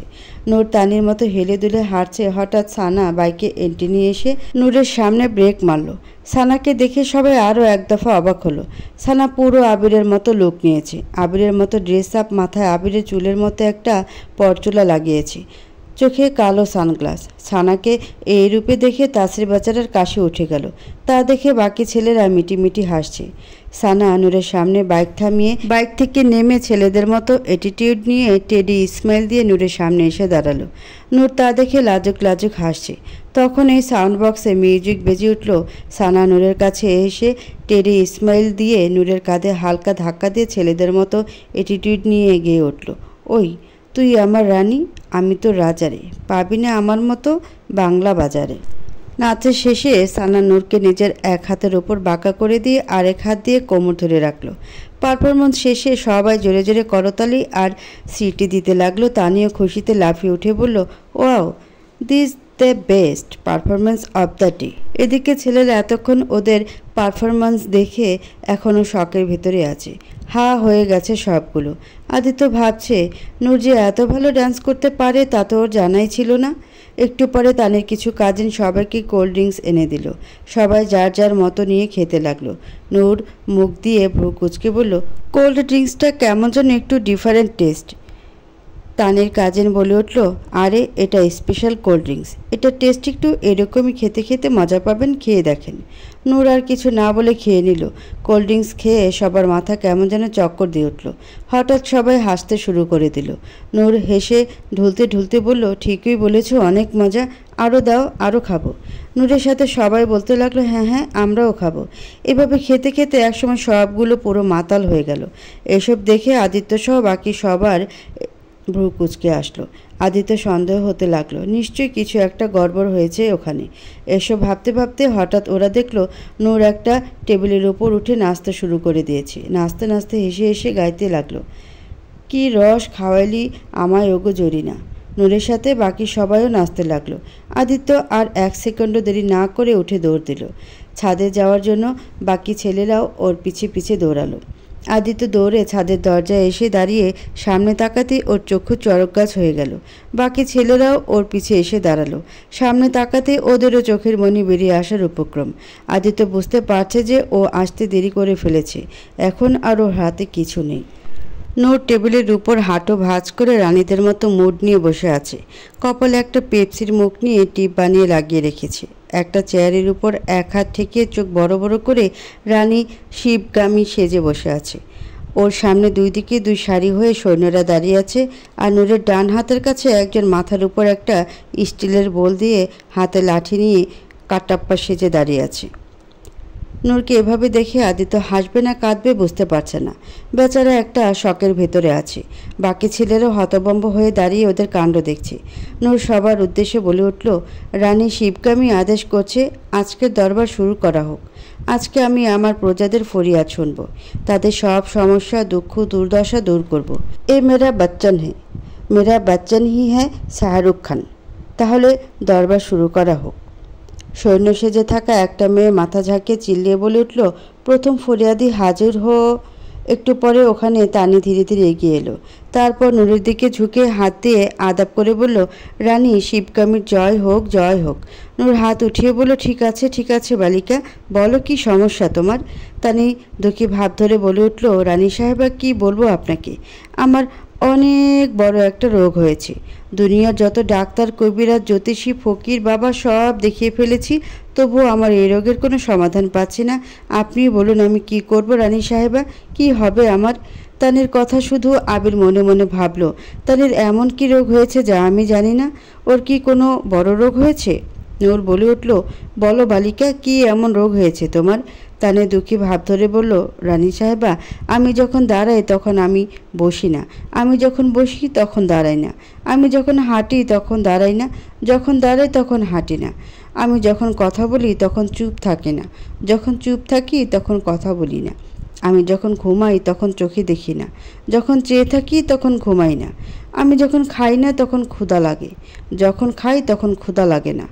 এখন আপনি বলুন আমি কি করব, আমার এই ভয়ঙ্কর রোগ কি কখনো সারবে না। তানের রোগের বর্ণনা শুনে বেচারা আবিরের এখন নিজেরই আইসিইউতে ভর্তি হওয়ার মতো অবস্থা। ও কি ভাবছিল আর কি হলো, ও তো ভুলে গিয়েছিল যে এদের সবগুলোর স্ক্রু ঢিলা হয়ে আছে। আবির দুষ্টু হেসে আস্তে করে বলল, ভাই আমার তো জানাই ছিল না যে আমার হবু বউয়ের এত বড় বড় রোগ আছে। আবিরের কথা সবগুলো মুখ টিপে হাসলো। তানের কথা শুনে নূর হাতের উপর থুতনি ঠেকিয়ে কিছুক্ষণ গভীর চিন্তা করে বলল, এটা তো অনেক বড় একটা রোগ। আসলে এটা রোগ না, এটা একটা অভিশাপ তোমার উপর, তোমার পূর্বজন্মের অভিশাপ এটা। তানি আশ্চর্য হয়ে বলল, কি, আমার পূর্বজীবনের অভিশাপ? কিন্তু আমি কি এমন অন্যায় করেছি যে আমার উপর এত বড় অভিশাপ দেওয়া হয়েছে রানী সাহেবা? নূর ড্রামাটিকভাবে বলল, করেছো, তুমি অনেক বড় অন্যায় করেছো। তুমি একজোড়া নববিবাহিত স্বামী স্ত্রীকে তাদের বাসর ঘরে তাদের মিলন হওয়ার আগেই তাদের মেরে ফেলেছো তুমি। কথাটা শোনার সাথে সাথেই সবাই টিভি সিরিয়ালের মতো 3বার করে রিয়েকশন দিতে লাগলো। পেছন থেকে একটা মেয়ে ব্যাকগ্রাউন্ড মিউজিক দিতে লাগলো, ধুম তানা নানা ধুম তানা নানা। আবির আবারও দুষ্টি হেসে বলল, আয় হায়, আমার বউ তো দেখছি খুনিও, আমারে আবার পুলিশ এসে ধরে না নিয়ে গেলে হয়। তানি অপরাধী সুরে বলল, কি, আমি একজোড়া স্বামী স্ত্রীকে খুন করেছি? নূর বলে উঠল, হ্যাঁ, তুমি একজোড়া মশা স্বামী স্ত্রীকে মেরে ফেলেছ। মশা স্বামী স্ত্রী যখন বাসর করতে যাচ্ছিল তখন তুমি তাদের উপর অ্যারোসল স্প্রে করে দিয়েছ, আর সাথে সাথে সে স্বামী স্ত্রী মৃত্যুবরণ করেছে, এবং মরার আগে তারা তোমাকে এ অভিশাপ দিয়ে গেছে, যার জন্য তোমার এ ভয়ঙ্কর রোগ হয়েছে। তানি 2 কানে হাত চেপে ধরে ধপ করে মাটিতে বসে পড়ে কান্নার ভান করে বলল, না না, এ হতে পারে না। এত বড় অন্যায় আমি কি করে করতে পারলাম? কি করে এখন আমি কি করব রানী সাহেবা? কি করে আমি এই পাপের ভার থেকে মুক্ত হব? আমি কি করি বা এই অভিশাপ থেকে মুক্তি পাব? দয়া করে বলে দিন রানী সাহেবা। নূর গম্ভীর কণ্ঠে বলল, উপায় একটা আছে, তবে অনেক কঠিন। পারবে তো তুমি করতে? হ্যাঁ হ্যাঁ রানী সাহেবা, যতই কঠিনই হোক না কেন আমি সবই করব। আপনি বলে দিন কি করতে হবে। ঠিক আছে, তোমাকে 100 মশা প্রেমিক প্রেমিকার জুটিকে খুঁজে বের করে বিয়ে দিয়ে দিতে হবে, তবেই তুমি এই অভিশাপ থেকে মুক্তি পাবে এবং তোমার রোগও সেরে যাবে। এ মেরা বাচ্চান হ্যাঁ, মেরা বাচ্চান হি হ্যাঁ শাহরুখ খান। ঠিক আছে রানী সাহেবা, আমি তাই করব। শুক্রিয়া আপনার রানী সাহেবা, আপনি অনেক মহান। কথাটা বলে তানি আদাব জানিয়ে ওখান থেকে সরে গেল। এদের কথাবার্তা শুনে আবিরের এবার অজ্ঞান হওয়ার উপক্রম। লাইক সিরিয়াসলি, মশার বিয়ে, তাও আবার 100 মশার জুটির? এবার আবার সেই সৈন্যটা চিল্লিয়ে বলে উঠল, পরবর্তী ফরিয়াদে হাজির হোক। একটু পরে সানা ওখানে হেলে দুলে হাজির হলো। তারপর নূরের দিকে তাকিয়ে বলল, হোয়াটসঅ্যাপ শিপস ম্যাম, অল গুড? নূর বলে উঠল, yeah I am cool. What about you? Tell me what it's your problem? Sana ডানে বামে হেলে দুলে মুখে আঁচল চিবিয়ে লাজুক ভঙ্গিতে বলল, আসলে আমার কোনো সমস্যা নেই, তবে আমার একটা ইচ্ছে আছে, আপনি অনুমতি দিলে বলাতাম। হ্যাঁ হ্যাঁ অবশ্যই, নির্ভয়ে বলো, কি বলবে? আসলে আমি একজনকে না খুব পছন্দ করি, তাকে বিয়ে করতে চাই। সানার কথা শুনে তাসির মনে মনে গদগদ হয়ে গেল। ও ভাবছে সানা ওর কথাই বলছে। নূর বলে উঠল, বলো, কাকে বিয়ে করতে চাও তুমি? সানা লাজুক ভঙ্গিতে বলল, আমার না স্পাইডারম্যান অনেক পছন্দ, আমি স্পাইডারম্যানকে বিয়ে করতে চাই। বেচারা তাসিরের মনটা বেলুনের মতো ফটাস করে ফুটে গেল। শেষমেশ এই ছিল ওর কপালে, এখন স্পাইডারম্যান কিনা ওর সতীন হবে। তাসিরের এমন চুপসে যাওয়া চেহারা দেখে বাকিরা মিটিমিটি হাসছে। সানার কথা শুনে নূর বলে উঠল, কি, স্পাইডারম্যান? কিন্তু ও তো সবসময় উড়ে বেড়ায়, সংসার কখন করবে? আর ও তো একটা স্পাইডার, জাল বুনে সেখানে থাকে, তুমি কি করে সেখানে থাকবে? আর তাছাড়া ও তো সবসময় কস্টিউম পরে থাকে, তুমি চিনবে কি করে যে কস্টিউমের ভেতর কে আছে? সানা ঠোঁট উল্টে বলল, তাহলে আমি কি করব শিপস ম্যাম? তুমি এক কাজ করো, ওই পোকামাকড়কে ছাড়ো, তুমি আমাদের কাটাপ্পাকে বিয়ে করো। He is also a handsome and cool guy, you can marry him. Tasir বেচারার এবার হার্ট অ্যাটাক হওয়ার উপক্রম। প্রথমে স্পাইডারম্যান, এখন আবার কাটাপ্পা, আরও কয়জন আছে সিরিয়ালে কে জানে। নূর কাটাপ্পা সেজে থাকা মেয়েটার দিকে তাকিয়ে বলল, Kattu boy, you like her, you want to marry her? Kattappa সেজে থাকা মেয়েটা কাচুমাচু করে বলল, নো শিপসম্যান, I can't marry her. Noor ভ্রুকুচকে গম্ভীর কণ্ঠে বলল, but why Kattu? Look, she is very sweet girl. আসলে শিপস ম্যাম, আমি ওকে বিয়ে করতে পারবো না, কারণ কারণ আমি আমি আমি আসলে একটা গে। সবাই আবারও টিভি সিরিয়ালের মতো রিয়াকশন দিতে লাগলো। সেই মেয়েটি আবারও ব্যাকগ্রাউন্ড মিউজিক দিতে লাগলো, ধুম তানা নানা ধুম তানা নানা। নূর বলে উঠল, কি কি বলছে এসব কাট্টু? কাটাপ্পা সেজে থাকা মেয়েটা লাজুক ভঙ্গিতে বলল, জি শিপস ma'am, I am gay and I love Bhallaladeva. ওদিকে ভাল্লাল দেবা সেজে থাকা মেয়েটি খুশি হয়ে বলল, really Kattu, you love me? Oh I love you too Kattu. এদের কথা শুনে নূর সানার দিকে তাকিয়ে বলে উঠল, তাহলে আর কি করার, মিয়া বিবি রাজি তো কিয়া করেগা কাজী। যাও কাট্টু বয় জিলো আপনি জিন্দেগি। নূর এবার সানার দিকে তাকিয়ে বলল, কাট্টু যখন রাজি না, তুমি তাহলে স্পাইডারম্যানকেই বিয়ে করো। তবে তোমাকে স্পাইডারম্যানের মতো মুখ দিয়ে জাল বের করা শিখতে হবে, তবেই তুমি ওর তালে তাল মিলিয়ে সংসার করতে পারবে। তাই তুমি তাড়াতাড়ি মুখ দিয়ে জাল বের করা শেখো, তারপর আমি তোমার বিয়ে স্পাইডারম্যানের সাথে করাবো। এ মেরা বাচ্চা নেই, মেরা বাচ্চা নেই হ্যাঁ শাহরুখ খান। সানা খুশি হয়ে বলল, thank you so much ships ma'am, you are the best. কথাটা বলে সানা ওখান থেকে সরে গেল। এদের এসব কাণ্ড কারখানা দেখে আদিতের ব্রেন কোমায় চলে যাচ্ছে। বেচারারা কি করবে কিছুই ভেবে পাচ্ছে না, মাথা পুরো ব্ল্যাঙ্ক হয়ে যাচ্ছে। একটু পরে আবার সেই সৈন্যটা চিল্লিয়ে উঠল, পরবর্তী ফরিয়াদি হাজির হোক। কিছুক্ষণ পরে ওখানে নিশি পুরাণ ছবির দুখিয়ারি নায়িকাদের মতো দৌড়ে এসে নূরের সামনে ঠাস করে ফ্লোরের উপর হয়ে পড়ল। সেই মেয়েটা আবারও ব্যাকগ্রাউন্ড মিউজিক দিয়ে বলল, আ। নিশিকে দেখে সাইমা হাত দিয়ে মুখ ঢেকে নিল। ও জানে যে এখন ওর পালা এসেছে পচার। এর তো এমনিতেই মাথা স্ক্রু ঢিলা, আজ তো আরও বেশি ঢিলা হয়ে আছে। না জানি এ নিশি আবার কি করবে। নূর নিশিকে দেখে বলে উঠল, কি হয়েছে তোমার বালিকা, কি চাই তোমার? নিশি ফ্লোরে পড়ে থেকে মাথা উপরে তুলে অতি নিরীহ দুঃখী ভাব ধরে বলল, মিল্ড ইনসাফ চাই আমার, ইনসাফ। তারিখ পে তারিখ মিলেছে, কিন্তু ইনসাফ পায়নি মিল্ড, ইনসাফ চাই আমার, ইনসাফ। নূর পাশে সৈন্য সেজে থাকা মেয়েটির দিকে তাকিয়ে বলল, শোনো, এখানে আজকে কি কোনো ইনসাফ নামের ডিশ তৈরি হয়েছে? মেয়েটি মাথা ঝাঁকিয়ে বলল, না রানী সাহেবা, আমাদের এখানে কোনো ইনসাফ নামের ডিশ রান্না হয়নি, তবে বাবরচিদের বললে নিশ্চয়ই ইনসাফ রান্না করে দেবে। নূর এবার নিশির দিকে তাকিয়ে বলল, সরি ডিয়ার, আমাদের এখানে কোনো ইনসাফ নামের ডিশ রান্না হয়নি। তুমি চাইলে আরও অনেক কিছু আছে, সেগুলো ট্রাই করতে পারো, যেমন পোলাও, বিরিয়ানি, রোস্ট, মাংসের রেজালা, আরও অনেক কিছু আছে, তুমি সেগুলো খাও। ইনসাফই যে খেতে হবে এমন তো কোনো কথা নেই। নিশি উঠে দাঁড়িয়ে বলল, না না মিল্ড, আপনি বুঝতে পারেননি, ইনসাফ কোনো খাবার না, ইনসাফ মিন জাস্টিস, আই ওয়ান্ট জাস্টিস। নূর বলে উঠল, এ মাত্রই তো ইনসাফ চাইছিলি, এখন আবার জাস্টিস বিবারকে চাচ্ছ? একজন স্পাইডারম্যান চায়, একজন জাস্টিস বিবার চায়। আমি কি এখানে ম্যারেজ বিউরো খুলেছি নাকি? না না মিল্ড, আপনি আবারও ভুল বুঝছেন। আমি বলতে চাচ্ছি আমার ন্যায় চাই, ন্যায় বিচার চাই। আমার জীবনে অনেক দুঃখ মিল্ড, আপনি এর বিচার করুন। ও আচ্ছা, বলো বালিকা, কী এমন দুঃখ তোমার? আমি তা দূর করার চেষ্টা করব। নিশি মাত্রাতিরিক্ত জনম দুঃখিনী ভাব ধরে কাঁদো কাঁদো গলায় বলল, মিল্ড, আমার জীবনে এত দুঃখ যে সেটা বলতে গেলে আমার এক জীবন শেষ হয়ে যাবে, তবুও আমার দুঃখের কথা শেষ হবে না। আমার দুঃখের কথা বললে আসমান জমিন কেঁদে ওঠে। এত দুঃখ আমার মিল্ড। কি এত দুঃখ তোমার? আমাদেরও বলো শুনি আমরা। মিল্ড, কি বলবো আমার দুঃখের কথা? আমি যখন ফেসবুকে কিছু পোস্ট করতে যাই আমার নেট থাকে না, নেট থাকলে ফোনই হ্যাং হয়ে যায়। যদি কিছু পোস্ট করি সবাই হাহা রেক দেয়, কখনো আশা অনুযায়ী কমেন্ট পাই না, আবার কামিনী বান্ধবীগুলো উল্টোপাল্টা কমেন্ট করে আমাকে পচায়। আবাল মার্কা ফ্রেন্ডগুলো আমাকে আবাল মার্কা পোস্টে ট্যাগ করে, সবাই আলতু ফালতু গ্রুপে আর পেজে ইনভাইট করে করে বিরক্ত করে ফেলে, মেসেঞ্জারে নক করে করে আমার লাইফটা ঝালাপাড়া করে দেয়। আপনি বলুন মিল্ড, এত দুঃখ আমি কোথায় রাখবো মিল্ড, কোথায় রাখবো? নিশির দুঃখের দরবারে সবাই দুঃখিত হয়ে পড়েছে। নূর এক হাত উঁচু করে ব্যথিত কণ্ঠে বলল, বাস বালিকা বাস, আমি আর সইতে পারবো না তোমার এত দুঃখের কাহিনী। তুমি এত দুঃখ নিয়ে কিভাবে বেঁচে আছো বালিকা? এত দুঃখ কারোর জীবনে কিভাবে হতে পারে? আমার তো ভাবতেই কষ্ট হচ্ছে। নূর একটু থেমে একটা দীর্ঘশ্বাস টেনে নিয়ে বলল, তুমি চিন্তা করো না বালিকা, আমি বেঁচে থাকতে আমার প্রজারা কেউ দুঃখ কষ্টে থাকবে না। আমি তোমার জন্য একটা ফেসবুক এক্সপার্ট সেক্রেটারি রেখে দেব, যে তোমার ফেসবুক চালাতে সাহায্য করবে। এই মেরা বাচ্চা নেই হ্যাঁ শাহরুখ খান। নিশি কৃতজ্ঞতা জানিয়ে বলল, ধন্যবাদ মিল্ড, আপনি সত্যি মহান। কথাটা বলে নিশি ওখান থেকে সরে গেল।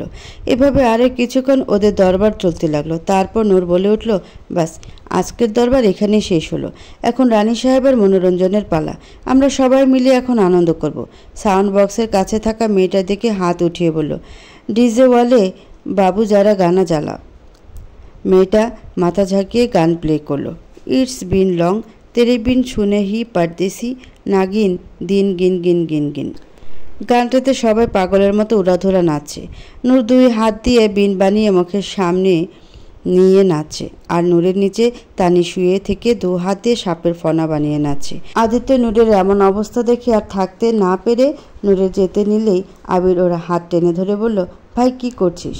কি করছি মানে? নূরের কাছে যাচ্ছি, দেখছিস না কি অবস্থা হয়েছে ওর? ভাই পাগল হয়ে গেছি, এখন ওদের কাছে যাওয়া মানে বাঘের গুহায় যাওয়া। দেখছিস না সবগুলো কেমন কালীমাতা সেজে আছে? আমরা ওখানে গেলে আমাদেরও 12টা বাজিয়ে দেবে। Shut up. তাই বলে কি আমি নূরকে এই অবস্থা ছেড়ে দিব নাকি? এখন ওর হুঁশ নেই, কী করছে ওরা নিজেও জানে না। যদি উল্টোপাল্টা কিছু করে বসে তখন? আমি নূরের কাছে যাচ্ছি, শি নিডস মি। আর তোরাও তোদের পার্টনারের কাছে যা, ভুলে যাস না কাল তোদের বিয়ে। তাহলে যদি ঠিক না হয় তখন তুই বিয়ে কার সাথে করবি আর বাসর কার সাথে করবি? কথাগুলো বলে আদিত্য নূরের কাছে গেল। অন্য ছেলেরাও ভয়ে ভয়ে আদিত্যের পেছনে গেল। নূরা তো নাচতেই ব্যস্ত। আদিত্য এসে ডাকছে কিন্তু শুনতে পাচ্ছে না। আদিত্য রেগে গিয়ে সাউন্ড বক্সটা যেয়ে বন্ধ করে দিল। গান বন্ধ হতেই সবাই হইচই করে উঠল। কি হলো, গান কে বন্ধ করলো? হঠাৎ ছেলেদের আসতে দেখে নূর বলে উঠল, আরে দুশ্মনেরা আমাদের রাজ্যে হামলা করে দিয়েছে, সৈন্যরা আক্রমণ করো। নূরের আদেশ মতো সব মেয়েরা ছেলেদের উপর হামলা করলো। সব মেয়েরা মিলে ছেলেদের ঘিরে ধরে টানাটানি করতে লাগলো। ছেলেরা পড়ে গেছে এক গাড়াকলে। না এদের সাথে লড়াই করতে পারছে, না এখান থেকে পালাতে পারছে। আদিত্যকে আসতে দেখে আবির বলে উঠল, দেখেছিস ভাই, বলেছিলাম না এখানে আসার দরকার নেই। এখন হলো তো, নিজেও মরলি সাথে আমাদেরও মারলি। আদিত্যকে দেখে নূর আহ্লাদি কণ্ঠে বলে উঠল, আরে রে, এটা তো আমার আদু বেবি। নূরের কথা শুনে আদিত্য ভ্যাবাচাকা খেয়ে গেল। আদু বেবি? Like seriously? বাকি ছেলেরা নূরের কথা শুনে হেসে উঠল। আদিত্য ওদের দিকে চোখ গরম করে তাকাতে ওদের হাসি বন্ধ হয়ে গেল। নূর মেয়েদের দিকে তাকিয়ে বলল, এই ছাড় তোমরা আমার আদু বেবিকে। লজ্জা করে না নিজেদের রাজাকে আটকে রাখতে? ছাড় বলছি, একদম ছোবে না আমার আদু বেবিকে। কথাটা বলে নূর মেয়েদের কাছ থেকে আদিত্যকে ছাড়িয়ে নিল। তারপর আদিত্যের গলা জড়িয়ে ধরে বলল, আদু বেবি, আমি জানি তুমি কেন এসেছো এখানে। তোমার কিচ্ছি চাই তাই না? নটি বয়, একটু সবুর নেই না তোমার?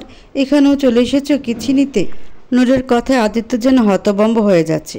আর বাকি ছেলেরা আবার হাসা শুরু করে দিল। আবির দুষ্টু হেসে বলে উঠল, আদু বেবি ইউ ওয়ান্ট কিচ্ছি? নিয়ে নাও কিচ্ছি। নূর বলে উঠল, আসো আদি বেবি, আমি তোমাকে কিচ্ছি দিচ্ছি।